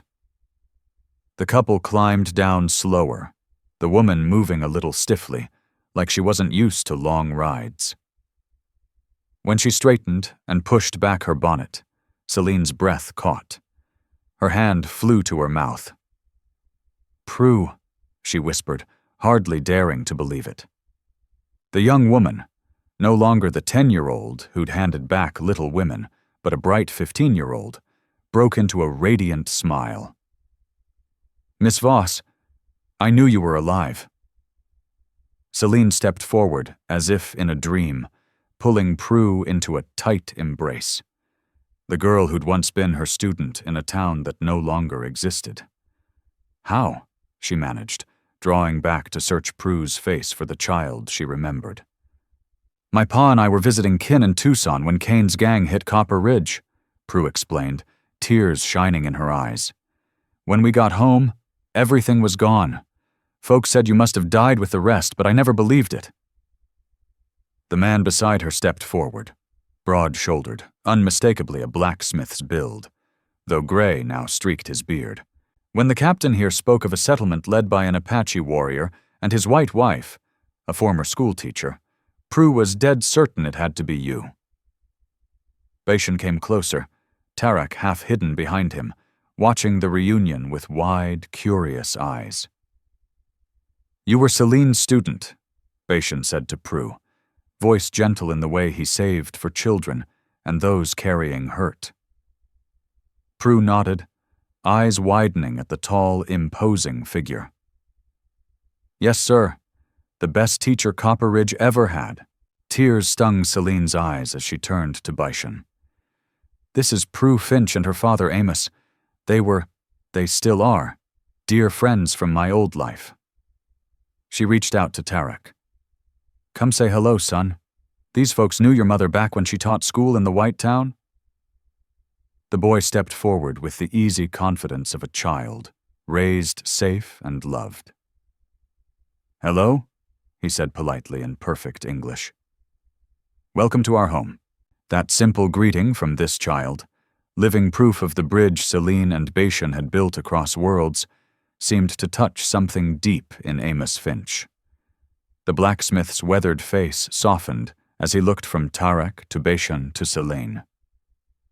"We've heard tales about this place," he said.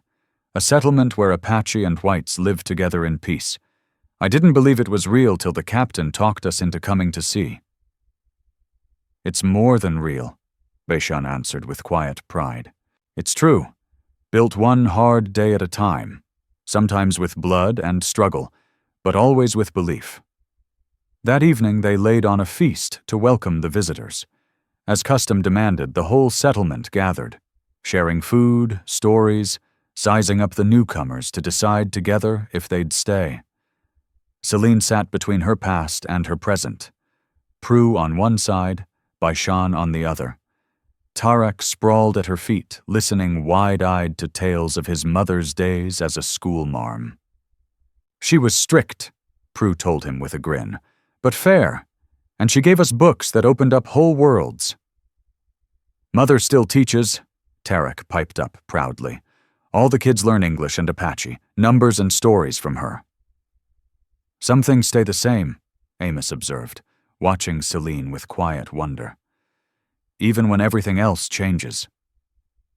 As the night wore on, Holt drew Celine and Baishan aside, his face more serious than when he'd arrived. Big changes coming to the territory, he told them. Arizona's pushing for statehood soon, the government's tightening its grip, shoving tribes onto reservations with more force every day. Baishan's jaw tightened. And our valley? Our people? Holt sighed. So far I've kept this place off the official maps, but I'm just one man, and my pull's fading now that I'm retired. As Captain Holt prepared to ride out the next morning, he drew Celine aside near the edge of the corn rows. One more thing you need to hear, he said quietly. News from the outside world that might matter to you. Celine tensed. What is it? Copper Ridge. They're putting it back together. Some survivors went home. He paused. Folks talk about the schoolteacher who disappeared in the raid. Most think she's dead, but a few still wonder if she might come walking back one day. The words landed like a punch. Copper Ridge rising again. Her old life, sitting there like it might still be hers for the taking. 6 months ago, even 3, she'd have been torn apart by it. Now, with Baishan's child kicking strong inside her, with the life they'd built blooming all around, that old world felt like a ghost story. Something she'd once read about, not something she'd lived. Thank you for telling me, she said honestly. But my place is here. This is home. These are my people. Holt studied her face, then gave a slow nod. I figured as much. But you deserved to know. After the captain left, Celine found Baishan at the valley's rim, staring out over the green land that had become their safe haven. Holt told you about Copper Ridge, he said as she stepped up beside him. It wasn't a question. Yes. She slipped her hand into his. He thought I might want to go back. Baishan's fingers closed tight around hers. Do you? She turned him to face her, resting her free hand against his cheek so he had to meet her eyes. My home is with you. My future's here, with our child, with what we're building. A soft smile touched her lips. My heart chose that long ago. My head just needed time to catch up. Relief washed across his face, followed by a depth of love so strong it stole her breath. I would have let you go, he said quietly, if that's what you truly wanted. I know, she answered, and that's one of 1,000 reasons I stay. When the first autumn leaves began to fall, their child came into the world. A son with Celine's lighter skin, but Baishan's deep, solemn eyes. They named him Tarek, Thunder, for the storm that raged the night he was born. In the quiet dawn after the birth, Celine held her son close, marveling at the long road that had brought her here. From raw terror to hard-won safety, from loneliness to true belonging, from a marriage of necessity to a love that had remade her entire world. Baishan sat beside them, his face softened by a tenderness few outside their private circle ever saw. He reached out, touching the baby's tiny hand with quiet awe. He's perfect, he whispered. A new beginning. Celine leaned into his shoulder, exhausted but filled with a deep, steady peace. For all of us. Outside their home, the settlement stirred, Apache voices blending with Yavapai, Navajo, English, creating a harmony that would have seemed impossible just a year earlier. Children called to each other on their way to Selene's schoolhouse. Hunters readied for the day's hunt. Women gathered to finish the last harvest before winter closed in. This place stood apart from anything else in the territory, maybe the whole West. Not flawless, not without its rough edges and disagreements, but alive with real possibility. "Our son will grow in a world we helped shape," Selene said softly, gazing at Tarek's peaceful face. "A world where he belongs completely, not split between two peoples." Baishan nodded, arm circling her shoulders. "He'll carry strength and kindness, the best of both his bloodlines." As if in answer, the baby opened his eyes, fixing them with a sharp, curious stare that drew soft laughter from both parents. "Already questioning everything?" Baishan said with pride, like his father. "And his mother," Selene teased back. They sat together, a family forged in violence and prejudice, yet rising above both to create something rare and precious. Beyond their walls, their community, their quiet test of living in harmony, kept growing, one determined day at a time. 5 years later, Selene stood at the settlement's edge, watching 3 riders approach from the east at an easy pace. No hurry, no threat in their stride. Beside her, 5-year-old Tarek bounced on his toes, shading his eyes against the morning sun.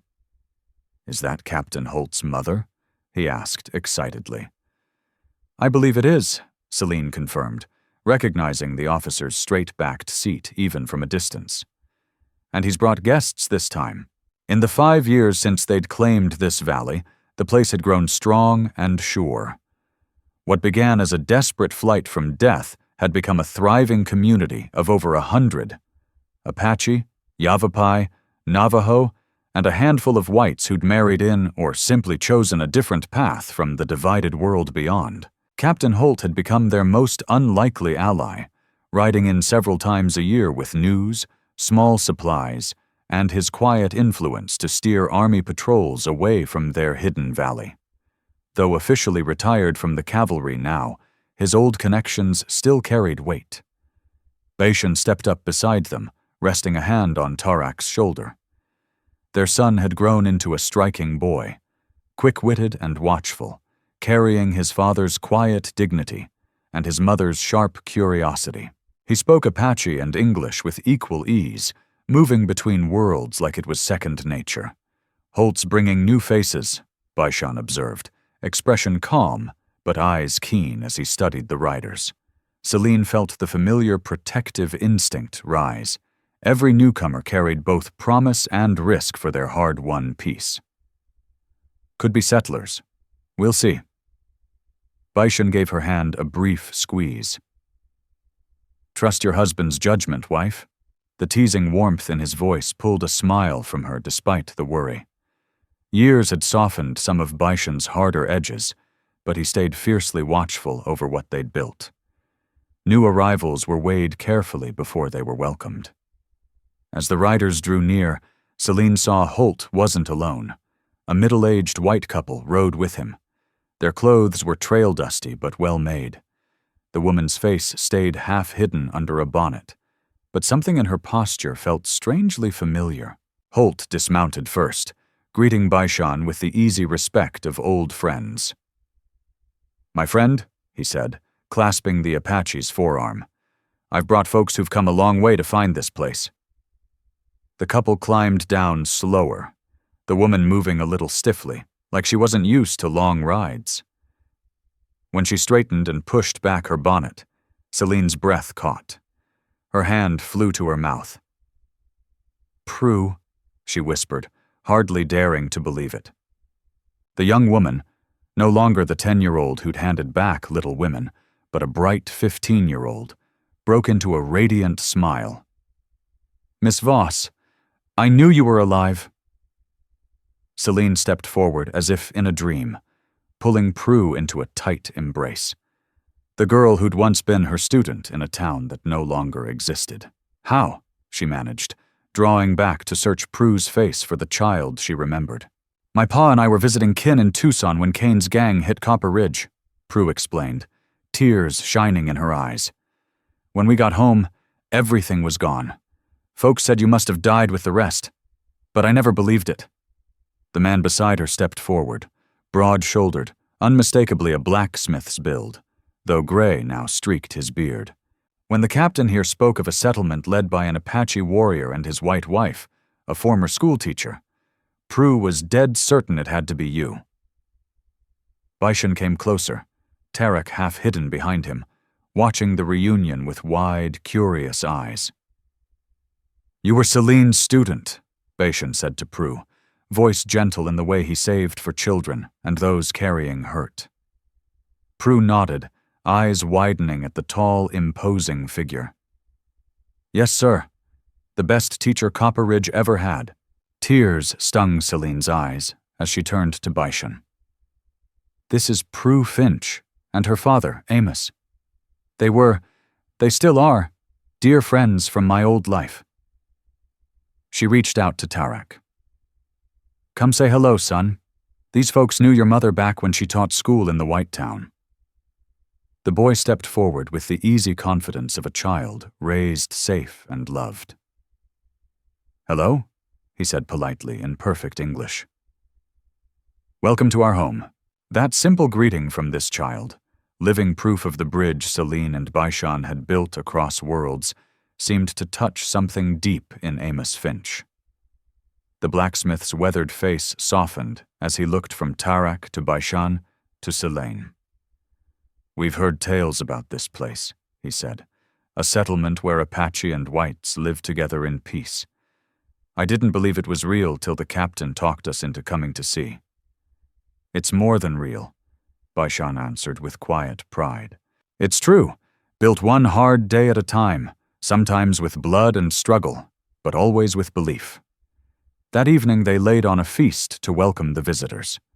As custom demanded, the whole settlement gathered, sharing food, stories, sizing up the newcomers to decide together if they'd stay.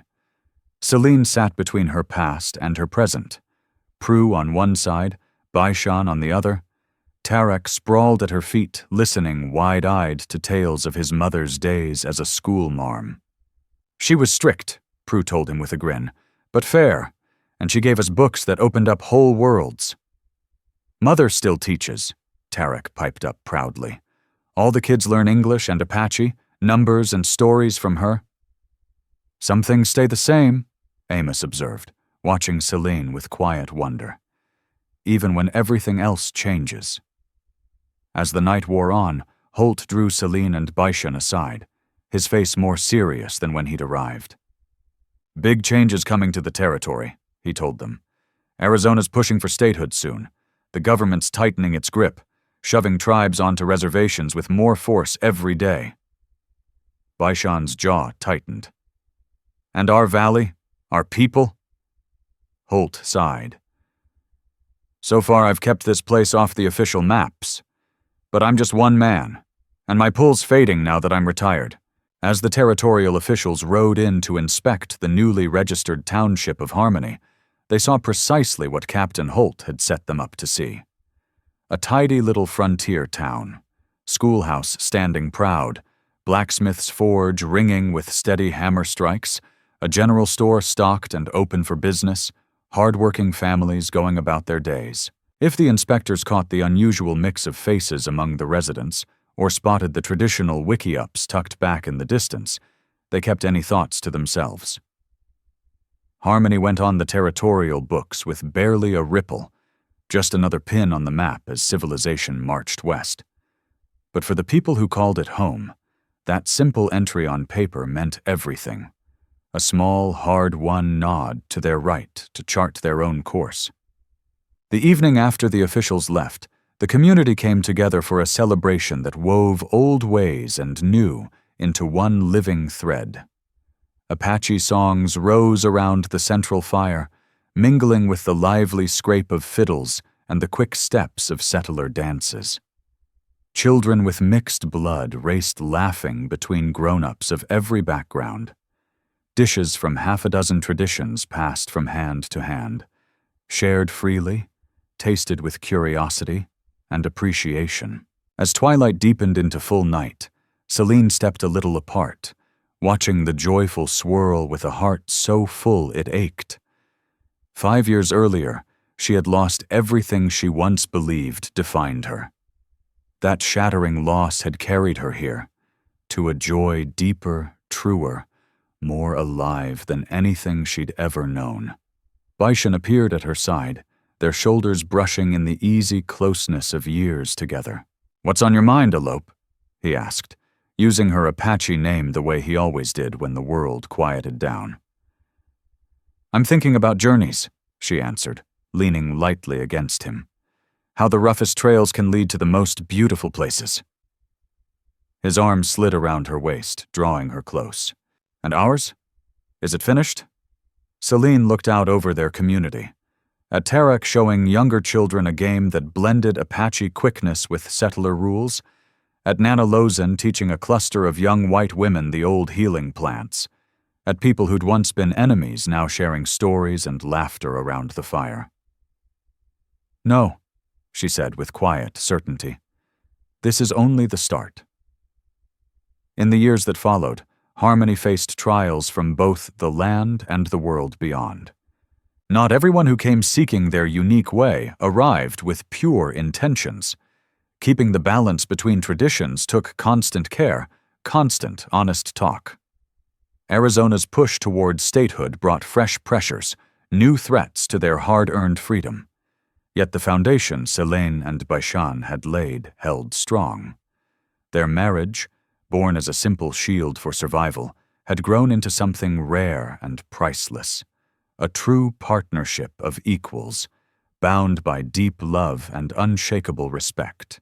Their son grew into a young man who walked effortlessly between worlds, eventually becoming a living bridge between Harmony and the shifting territory around it. The township itself changed from a secret refuge into something deliberate, a clear, living example that another path was possible on the frontier, beyond the old choice of conquer or be conquered that ruled relations between whites and natives everywhere else. Visitors came from farther and farther away to see what many had called impossible: real coexistence, genuine exchange of ways and lives. Some stayed, adding fresh colors to the community's weave. Others left carrying seeds of the idea to plant in new soil.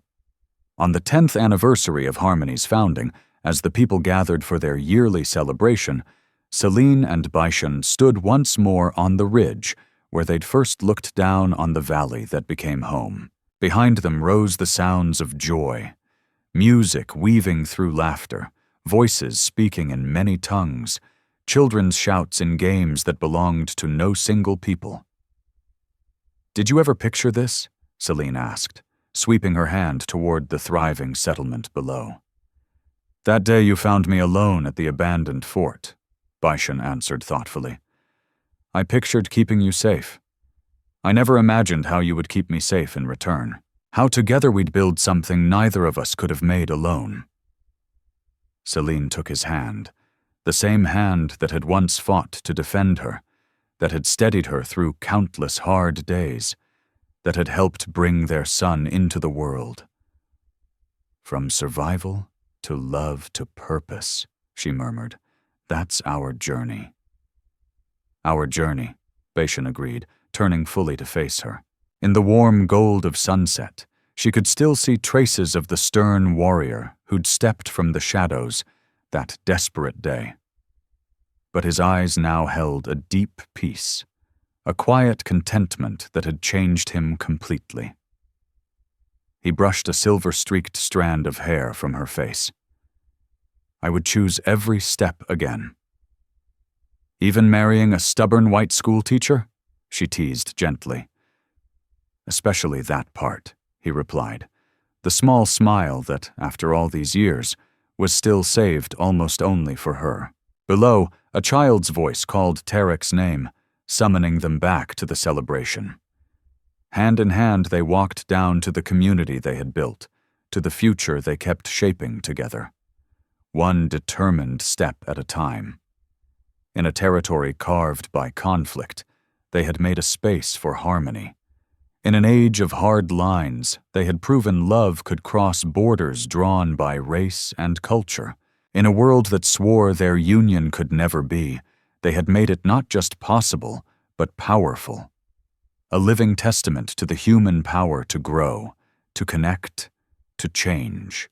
What began as a marriage for protection had become a love story for the ages, and the root of a legacy that would ripple outward long after they were gone, touching lives and changing hearts with the simple courage to imagine something different. Finally, let me send my deep thanks to you. Thank you for listening, and for allowing this story to speak to your heart.